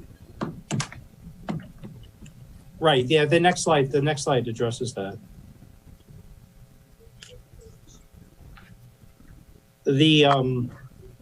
What we tried to do here was take the high ticket items to show what accounts for this. So the difference between our last year's 20 budget and our ask this year, the difference between those two is $451,000. If you look at line line number 4, you'll see that almost exclusively the increase has to do with vehicles. This actually is it. The vehicle increase is actually an accounting. Actually, Jody, could you speak to that, please, about how the vehicles are now on our budget as opposed to Public Works budget? Correct. So in fiscal year 19 was the first year we moved fleet operations out of the general fund into its own fund. And in that first year, there was a difference in how we budgeted these items. Now we had the budget for the fleet transferred down in the finance non-allocated section. And now we have moved it all up into the departments. Last year, we moved one piece up, and this year we moved both pieces up so that the total fleet operations costs can be allocated to the various departments. And that is why you see a significant increase both for 19 into 20 and 20 into 21. It's overall, it's because of the transfer of where we had that budgeted. However, keep in mind that the police have added many take-home vehicles in the last couple of years, so that's also adding to this increase. So Jody, if we look at the schedule that we got last Friday with the Munis tabs, I see R&M vehicles and I see rents and leases. Are those the two numbers you add up? No, for the vehicles, there was only one line in their budget, R&M vehicles. All right, so I guess where do we find that? I mean, it's hard to. What do you mean? It's an expense within the department's budget, and it's being sent over to the fleet operations fund as a revenue in that fund. But is it in contract services? It is grouped together with these contract services line. On the slide you're looking at, it would be everything from electricity down through other telephone, down through telephone. Those items would be grouped into contract services. And the biggest reason for that increase is because R&M vehicles has increased by $431,000. And there's two reasons for that. One, we are now budgeting the entire fleet operations payment in the departments. And two, they've added a significant number of vehicles to their pool. So is that the answer to Fred's question about Correct. the goes from It is 479 mostly that the increase in that line item. There are some other increases there as well as some decreases, as you can see. Fred, are you happy with that explanation? Did that help you? Well, it helps some, but it doesn't explain the whole thing. Where does the money we receive from the Naval Academy Athletic Association come into play here? And how much do we receive? That's a revenue. That's what? A revenue. Revenue? Yeah. So go up in expenditures. But it's why we do need to have a more detailed revenue schedule in order to answer that question. It's also an important question and important that we get reimbursed for what we do. Very important to people in my ward. Right. But Well, I think there is a revenue account called reimbursement for police services. right. And I believe, I don't know if it's enumerated on the revenue detail in the budget book. I can check that out. Yeah, where's that detail? That's in the 30 pages. Because we do have to come back and look at that. But I think in answer to your earlier question, Fred, and I think we've seen this in other departments too, where we, like Public Works, where we've allocated their vehicle costs to each of the departments. The big jump there, if you look on your schedule that has the units numbers, R&M vehicles for 2000 was 479,880, and it jumps up to 911,400. Yes. Yeah. So that explains that, and that was, as Deputy Chief Herman said, part of, I believe I'm correct in saying this, part of the negotiated contract. We're giving police officers their own vehicles. Correct. Yes. That I know. Okay. Okay. All right. Thank you. Are there other questions on the? About revenues to offset some of these expenditures.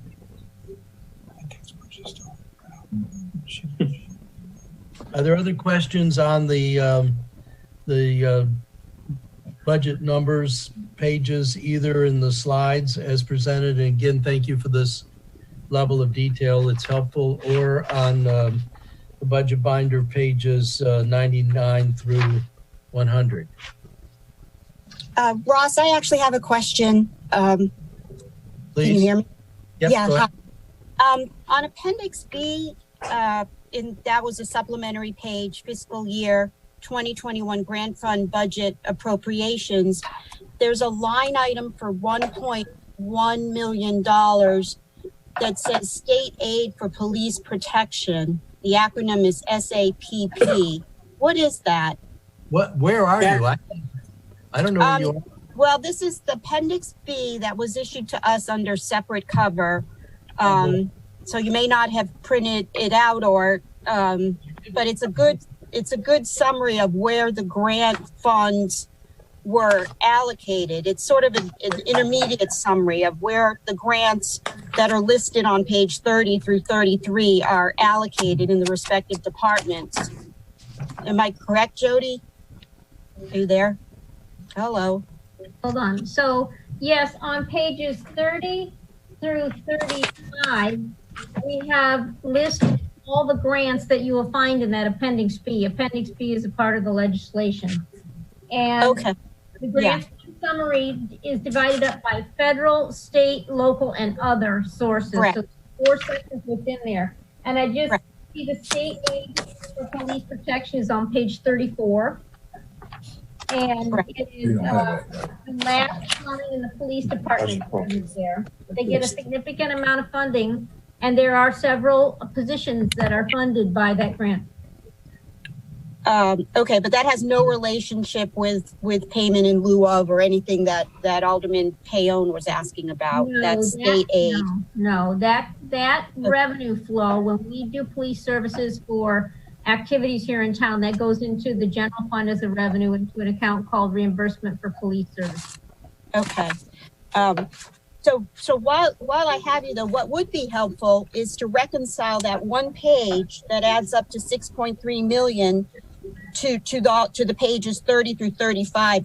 If we could just match that total, The numbers should come from the right-hand column, but I'll see that if you laid them right next to each other, federal sources would line up with the federal grants, but on the expense side, you have to look at expenditures, not revenues. Okay, so the totals are there? Yeah, the totals should carry from the expenditure schedules here in the book over to the PDP. Okay. If Okay, not, good. let me know, and I'll try to Oh reconcile. no, I'll check. Thank you. Thank you. I do have a number of other questions, Mr. Chairman.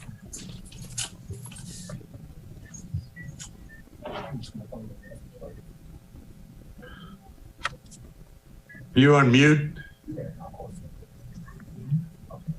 Ross, I believe you're on mute. Thank you. Ellie, your question raises a bit of, I can no longer find that appendix. We've gotten all kinds of supplemental pages. I don't know where they go in the budget book. I think they are important and we appreciate it. So at some point, we're going to have some housekeeping where we can find all the additional pieces of information we've received and where they go in the budget book, because I can't find that schedule right now. Yeah. So I know. I have the luxury of, while you're meeting, I'm putting my little binders together and printing out these supplemental stuff. So I understand completely your concern. Okay, sorry, Fred, go ahead. Well, I sure could use some information on more detailed on overtime, on sources of money besides the Naval Academy Athletic Association. How many vacancies do we have right now? Not directly in the budget book, but I think it's a relevant question for us considering your budget. Now, as I understand it, we have the force of about 115, Chief. Is that right? We currently are allotted for the 124 sworn positions, and right now we're at I know what we're allotted for, but how many do we actually? we are at 113 right now. 114? 113. Okay. 113. Mm-hmm. And has that been about average for the last year or two? We've come down a few over the past couple years, so we're as best we can trying to fill those positions. Okay, well, that was my next question. How's that working out? It goes slowly. We compete for the same pool of applicants that other departments in this region are competing for. A lot of them have deeper pockets than we do. So, we're trying to do what we can. And if we can get lateral officers, that's what we've processed for the most part over the past few years, are lateral officers, which the benefit of that is you have someone who already has some police experience, and we don't have to put them on the sidelines for 6 months going to an academy. But we also did recently have 6 total that came out of, recruit academies. So we're doing what we can to recruit them. And then on the other end of the equation, we're trying to do what we can to keep them here. So the lateral save us money. I'm sorry, what's that? The laterals save us money. They save us money on the academy, but it's more the time between processing them and getting them on the street in order to affect staffing, because the academy cost is not astronomical, and in the grand scheme of things, it's it's a small expenditure when you're looking at the cost of an officer overall. Yeah, okay. But it does, if you go back to your slide 7 or 8, where we're talking about operations daily minimum staffing, I'm wondering, the first item under patrol is a minimum number, 7, and I think the next bullet is what I would interpret to be the optimal number of 4 squads with 10 officers and 2 supervisors. That we're down 11, and we usually always have people that are on disability leave or on military leave or court duty.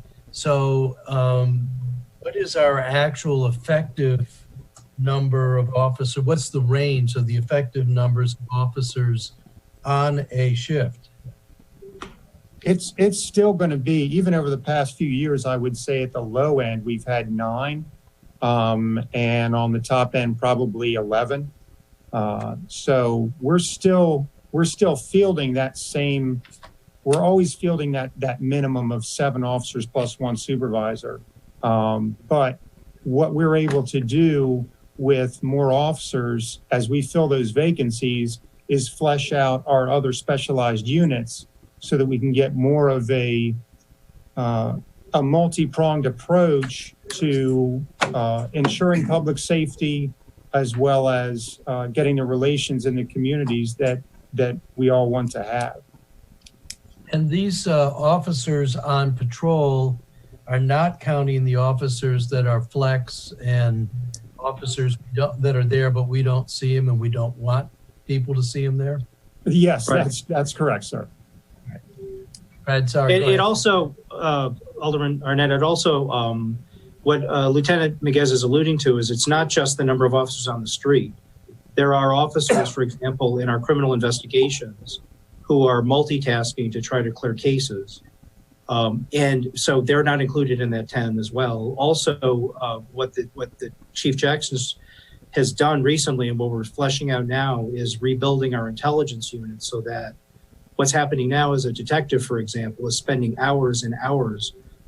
Investigating today is very, very labor intensive, more so than it was even 10 years ago. It's cameras, DNA, cell phones. I mean, the amount that a detective has to do today is, I'd say, at least 3 times more than when I was a patrol officer 30 years ago. Yes, I'll just interject in that. For example, I'll give you a good example, and you'll appreciate this, Major. The recent murder of Leslie Saunders, it took about 4 days just to look at the video camera. Just strictly looking at the video camera, it took them between, I think, 72 and 90 man and woman hours, just tracking and piecing together, which they did brilliantly, looking at video cameras throughout Annapolis. Just not the ones that we feed into. Right. They're looking at CCTV to kind of track the suspect's egress out of Bay Ridge Gardens, and then where he stopped on main streets outside of the development. And people don't realize how much time it takes not only to identify the trajectory, if you will, or where the vehicle traversed,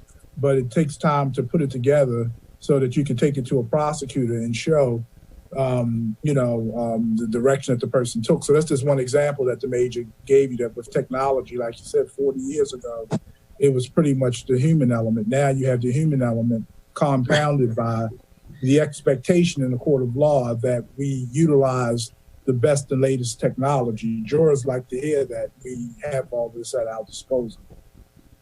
And those are highly, what the chief is alluding to is those are very highly sought after skills. It takes a long time to train an officer, for example, to forensically examine a cell phone or to go through camera footage. And so what we're attempting to do is build out areas so that we can have specialization of labor. So a detective can do the human part of it while we have somebody who's specialized in the technology doing that component. That's one example. Oh, go ahead. Brad, is your question on I'm this? sorry, go ahead. Well, because I wanted to stay on cameras for a minute. If yours is on this week, go ahead. But I did want to ask a question about cameras. The next slide. You read our minds. Because cameras are, as you can imagine, especially in a city our size. I did want to mention one thing before we leave the topic of specialization of labor. We have at once the Annapolis Police Department has at once the advantage and the disadvantage of being in a very strange spot. We're not large enough that we're not a big metropolitan police department, but we are small. So we have we don't have 10 people we can throw at a problem. So we have to be much more clever with how we get our efficiencies. But we are big enough that we have all the problems of a major metropolitan police department and a major metropolitan area, and we have all the expectations placed on us of that. So what the chief's getting to is technology plays a huge component to that, and we have to be very clever with our staffing. And Deputy, can I set up, because a few years ago the big push was to get cameras installed. Then we had the nasty surprise that once you install the cameras, you have to store the film, and you also have to redact the film. I don't know where we are in terms of the budget covering those before we get to additional enhancements. But are we okay in terms of all the storage and redaction costs?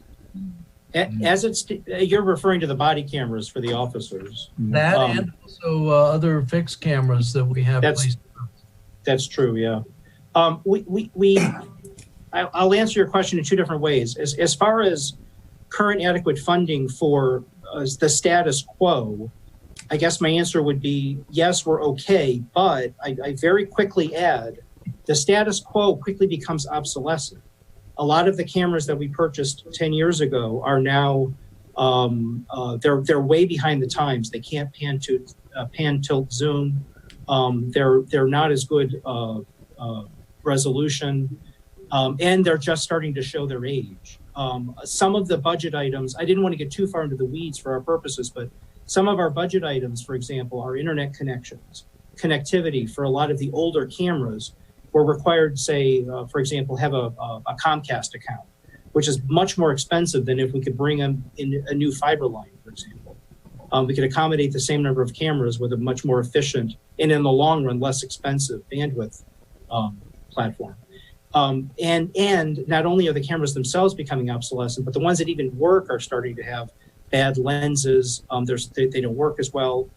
We've had a couple instances, without being specific, where the cameras just weren't there. Had we had a new generation of cameras, we would have been able to clear cases. I'll be that blunt.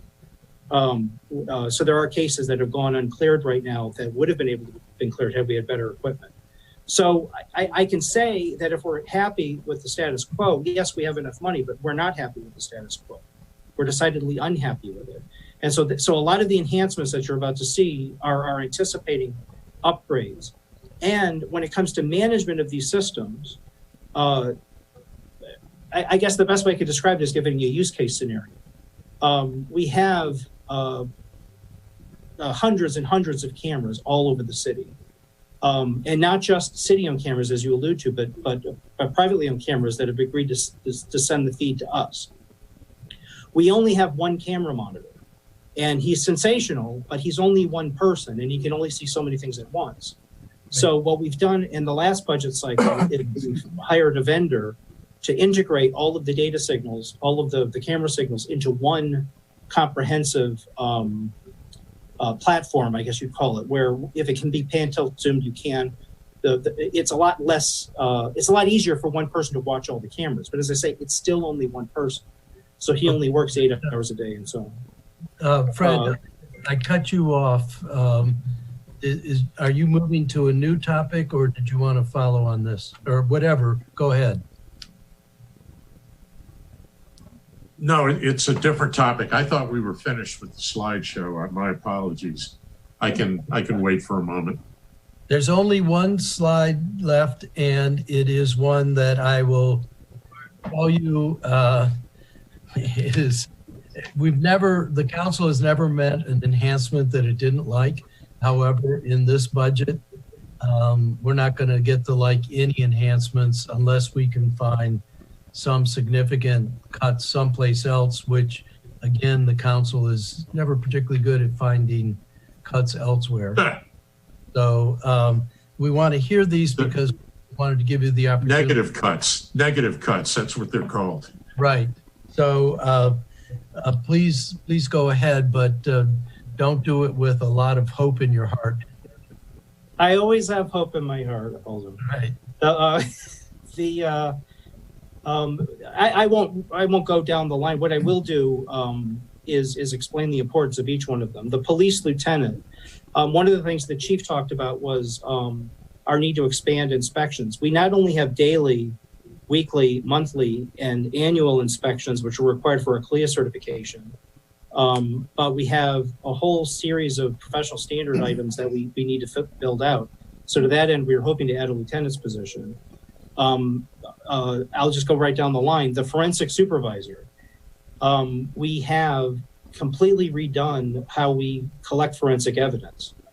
And what we do not have and what is required in order for us to maintain our status as an authorized forensic collection unit, because we're not a crime lab as certified by the state, but we do have to meet certain standards, both legally and in terms of certification, is a forensic services. And this supervisor is actually critical to maintaining our certification. If we don't get that forensic services supervisor, I'll be frank, I'm not entirely sure we're going to be able to maintain our standing and maintain our certifications. The rest are all IT related, with the exception of the last one. And I could go line by line, but I don't want to get too far into the weeds on technology. But I will say that what we lack right now, more than anything else, is a comprehensive plan for maintaining all of the CCTV cameras. They fall into the police department just by happenstance. We had the money back after 9/11. We had all of the grant funding that in the police department was the place to go to get it. A lot of that's changed and a lot of that grant money is dried up. And now that we need to manage the infrastructure that we've invested in, although these appear in the police department's budget, I hasten to point out these are not our, we manage them, but these are citywide projects. And we don't have right now a comprehensive method of managing all of the cameras. I didn't want to get too far into the weeds, but let me just explain the issue. So we have multiple different cameras from multiple different vendors that use multiple different platforms. And we have one officer who's really good at some of them. We have another officer who's really good at something else. We still have good connections with another vendor. It's a real patchwork.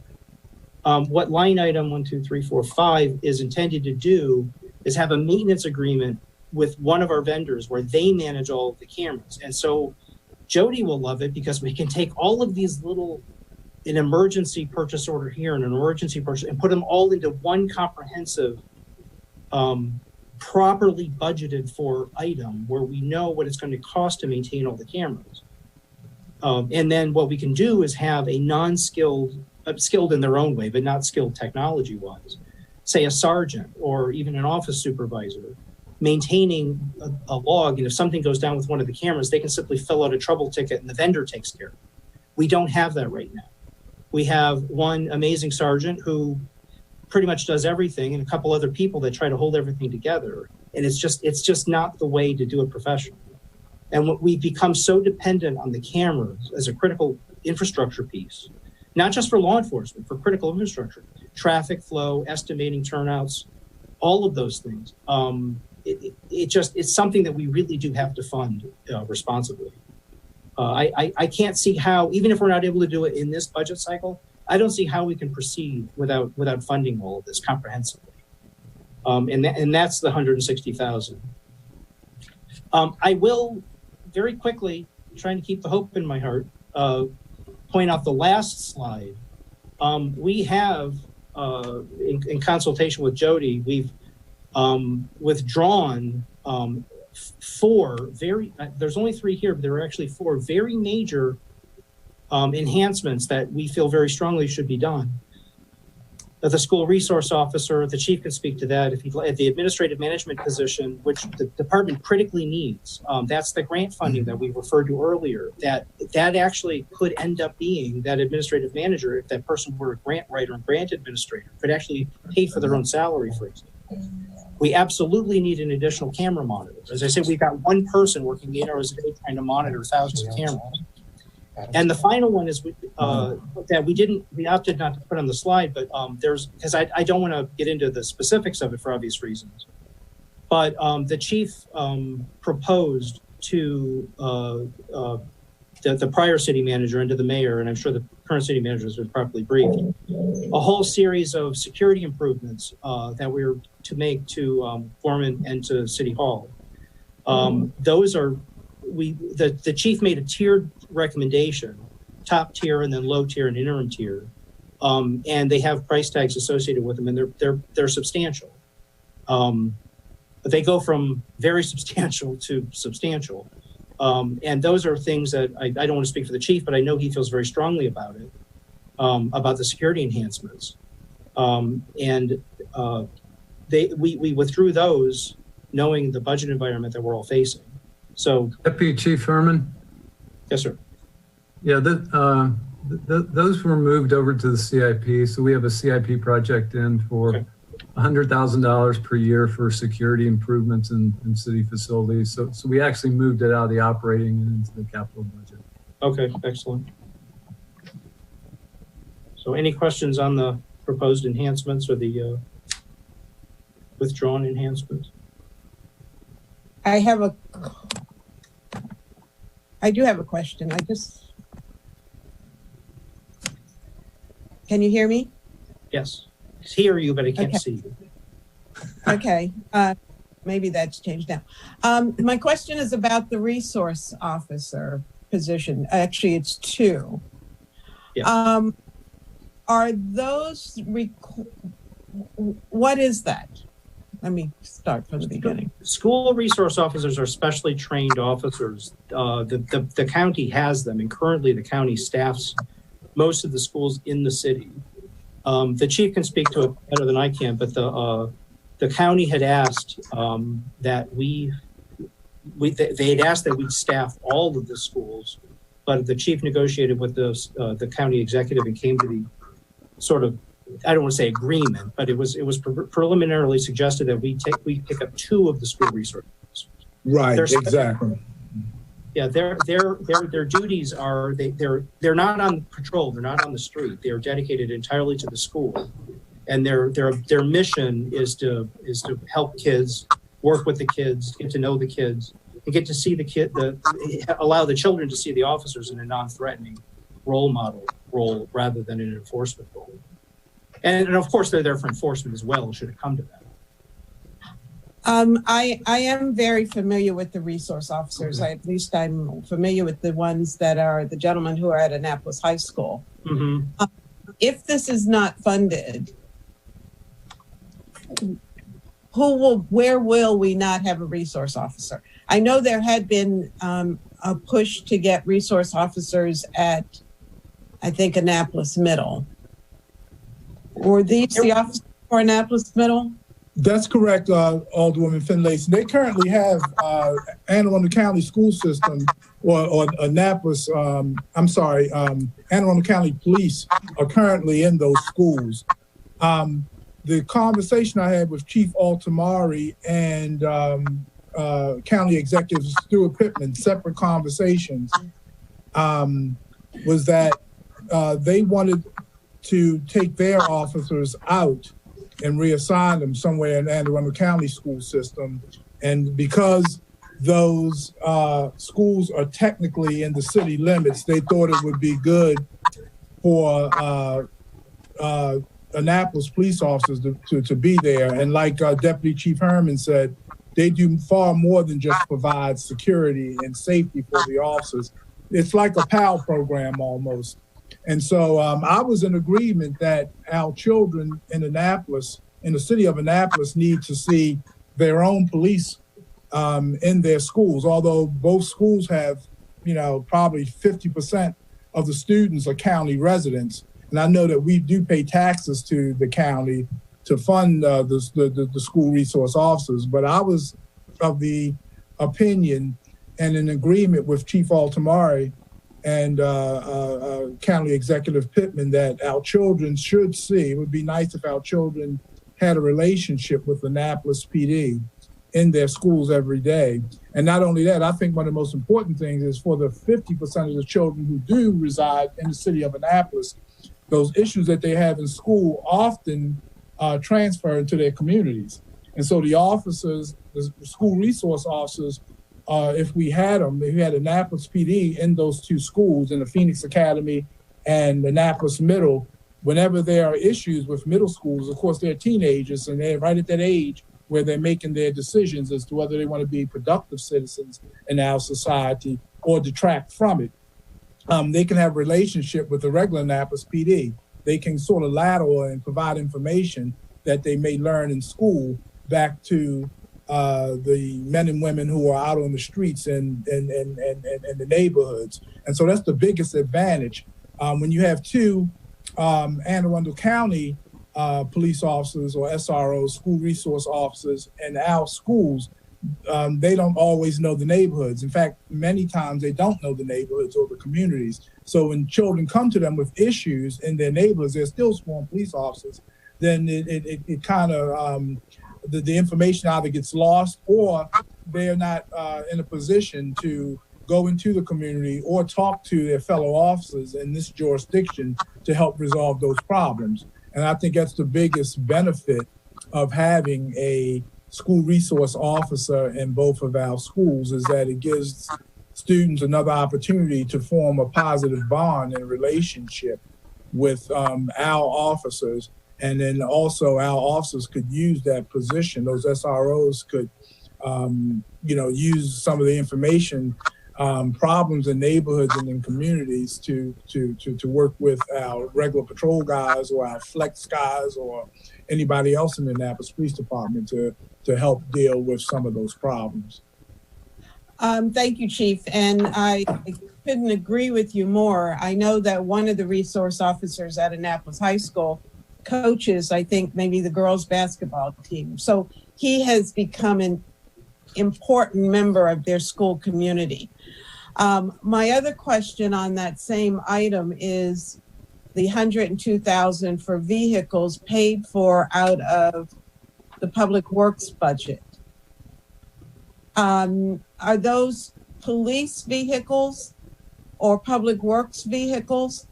I think there is value in having a marked car in front of the schools. At least it seems to have benefited at Annapolis High School. So is what They would have been marked. Yep. They would be marked? Yes, ma'am. Can I add a couple of things to this this topic? One, I don't know if we mentioned Bates.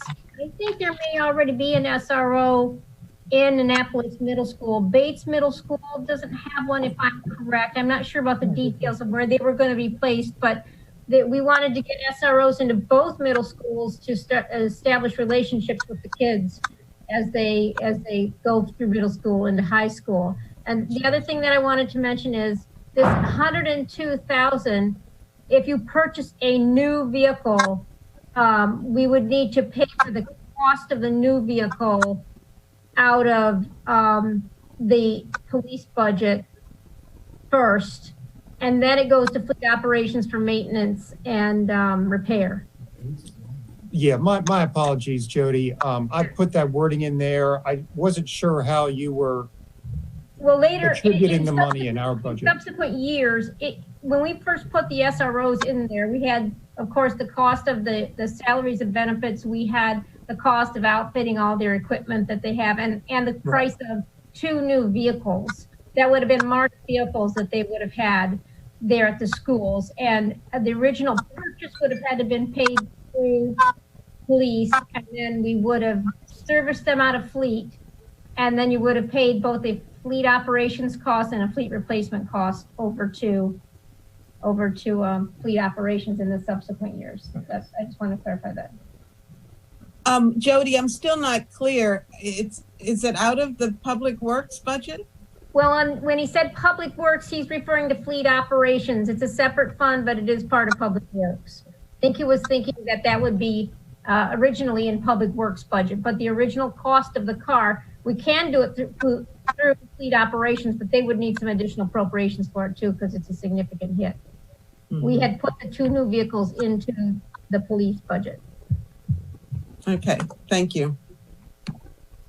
So we're way over time. There is one summary question that I received a text from Alderwoman Tierney on that I'd like to ask, but as far as the police presentation, are there any final questions before we wrap this up? And yeah, I've had my hand up quite some time. You know, with these enhancements, we have a budget where every year we fund, it seems, 125 positions, anywhere from 7, 8, or to 11 or 12 of these positions remain unfilled. What do we do with that money? Why can't we use it to purchase some of these enhancements? I mean, we've got 11 vacancies right now, and really an optimal situation would be that we fill half a dozen of them during the course of the year.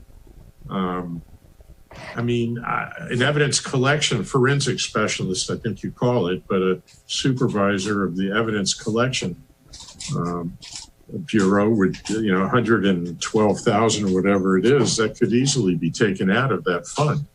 Why don't we ever do things like that, it seems? Well, I don't know that we don't do it, but I think that's really a discussion between the chief and the city manager, amongst others. Otherwise, when we don't hire, we know that the money falls down to fund balance and is part of the surplus that we carry over. You know, it's up to us too, because we're here, contemplating what the police budget ought to be. And, we put X amount of money aside for the police department. You and I, Ross, have talked about the possibility of,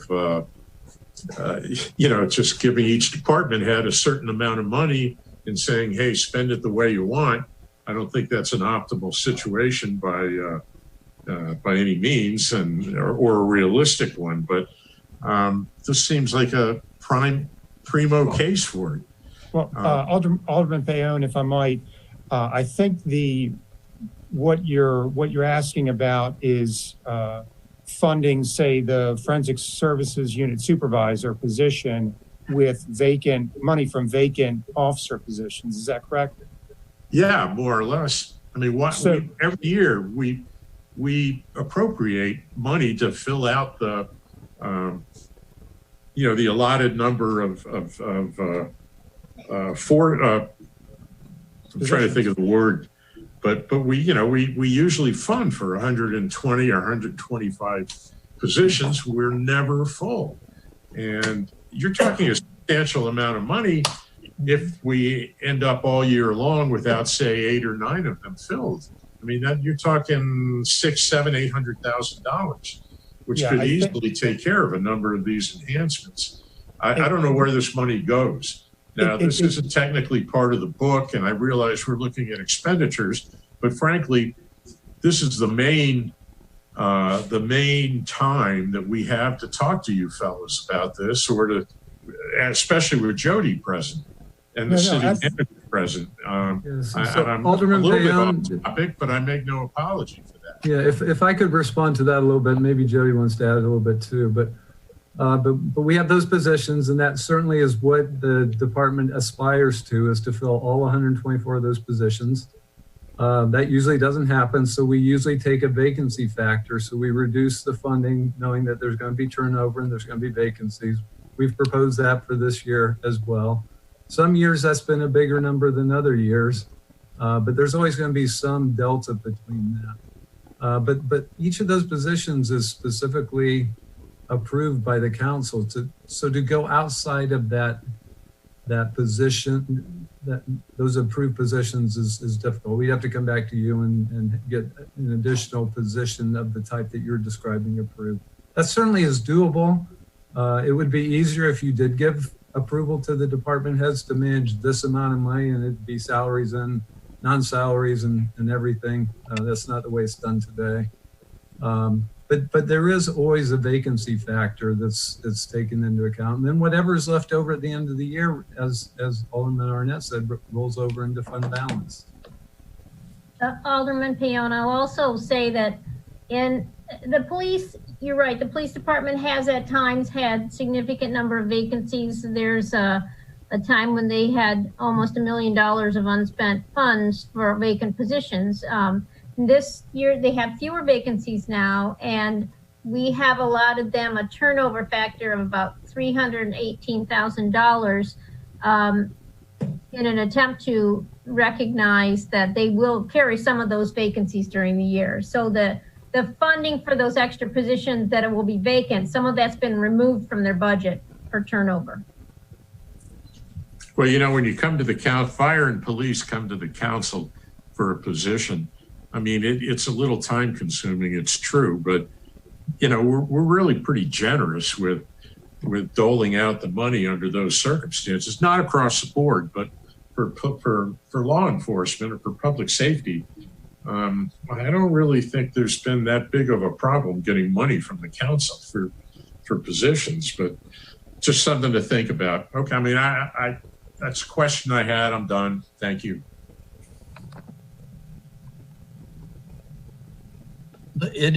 We have a couple of things to clean up, but let's thank the chief and deputy in the department for the presentation. As always, we take a long time with police because it's a very important part of the services the city provides for its citizens. It's expected, and I think the time is worthwhile. I want to particularly thank the chief and the department for the PowerPoint. I think it helped us understand and fortunately for you also ask more pointed questions, but we got answers as well. So we appreciate your effort. And I think all of these things we're going to be talking with the city manager. Certainly we want to pass these on to the council at large to help them as they look at the budget. And in fact, committee, I think we might, if we aren't already, we might want to be doing that pass along sooner rather than later. But we do thank you, and I'll give my committee members also an opportunity for some closing comments.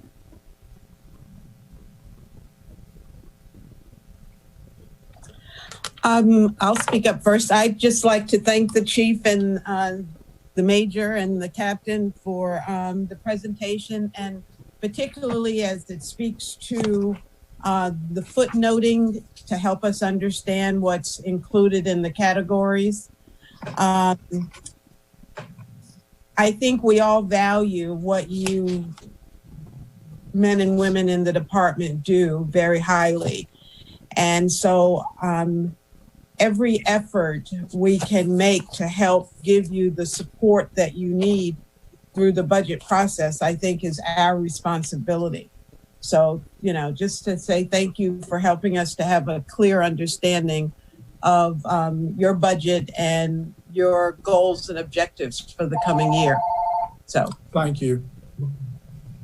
Thank you. Yeah, I'd just like to say thank you, Chief. Good job.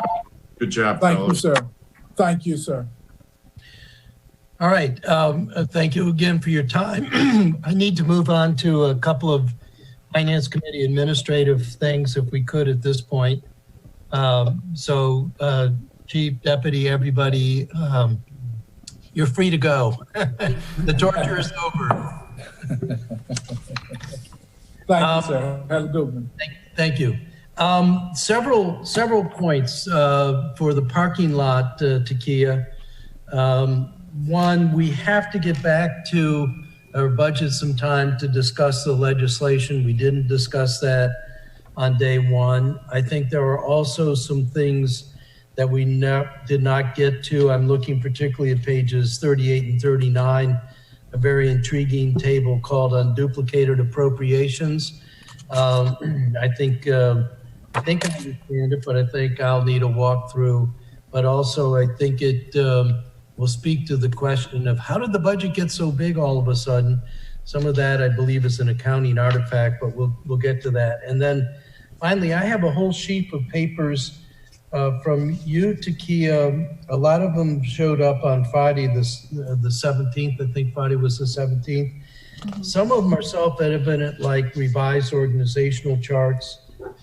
Some of them are evident as to what they might be, but not necessarily where they might go. And I'm looking particularly at the debt capacity update, a good sheet that we need to talk about. Some of them are a couple of emails that particularly shared between Jody and Ellie that I think we need to figure out, does that need to find a place? I have one entitled Finance Department Budget Request Vendor Breakdown by Accounts as requested. Another one, Finance Department Report to the Finance Performance Measures, which I think is a preliminary start to your presentation, Jody.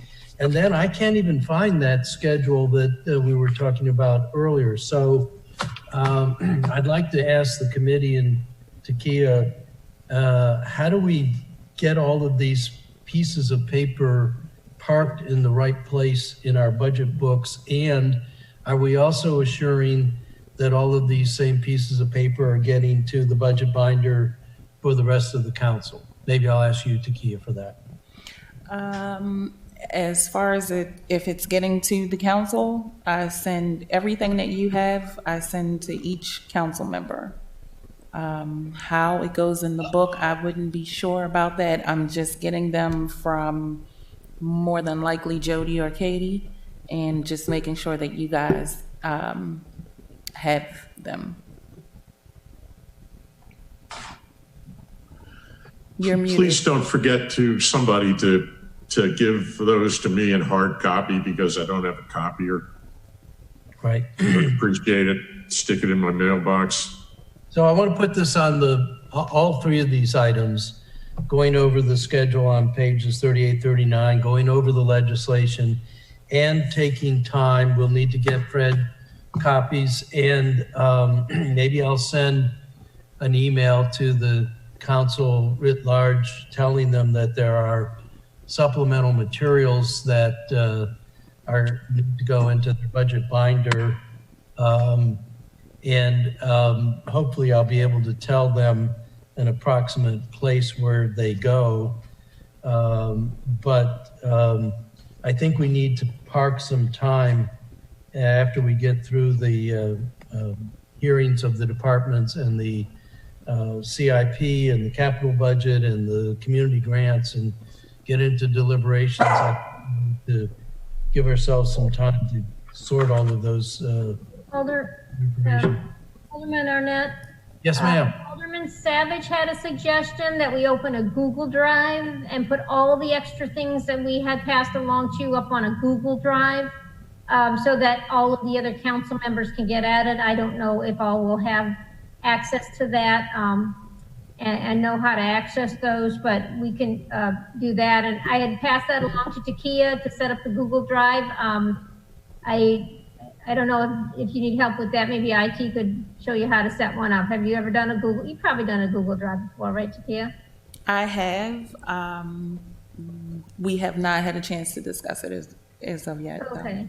And the other thing I want to say is the binders that we created the budget book, and that's a document. The binders we gave you for your convenience, and I think how things may be organized may be different from one council member to another, and how they want to group their documents based on how they think about the budget and the budget process. So I don't think that we could be of help to say, where do these go?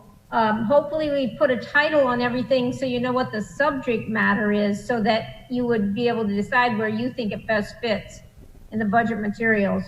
But that's just my thoughts on that. Okay, well, I have a document right here in front of me from the 17th. It's called FY 2020 Details.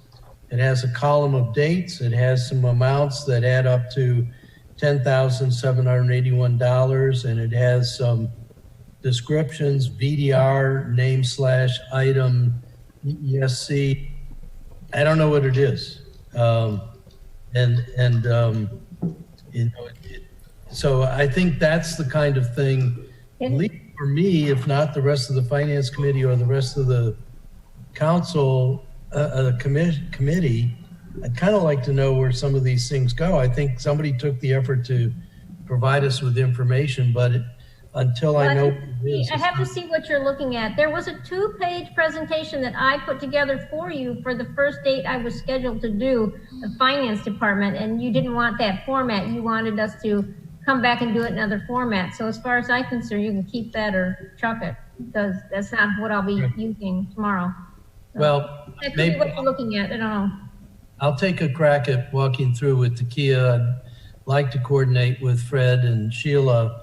Other things, though, like the debt capacity update, that's always been a part of the binder, and it presumably goes in a section. I would put it close to the CIP because it's regarding the debt we're issuing for the CIP, and we'll be covering that tomorrow in more detail in the morning when Davenport is here, and they've given me another presentation to give to you that's got a little bit more in it. So I will put that on today. All right. And in fact, actually, this must be an old one because it says April 2019, and then inside here, there's something else. So I'm confusing myself. That's somehow founded into this year's, but it does remind me that we do need to get that as a part of the binder.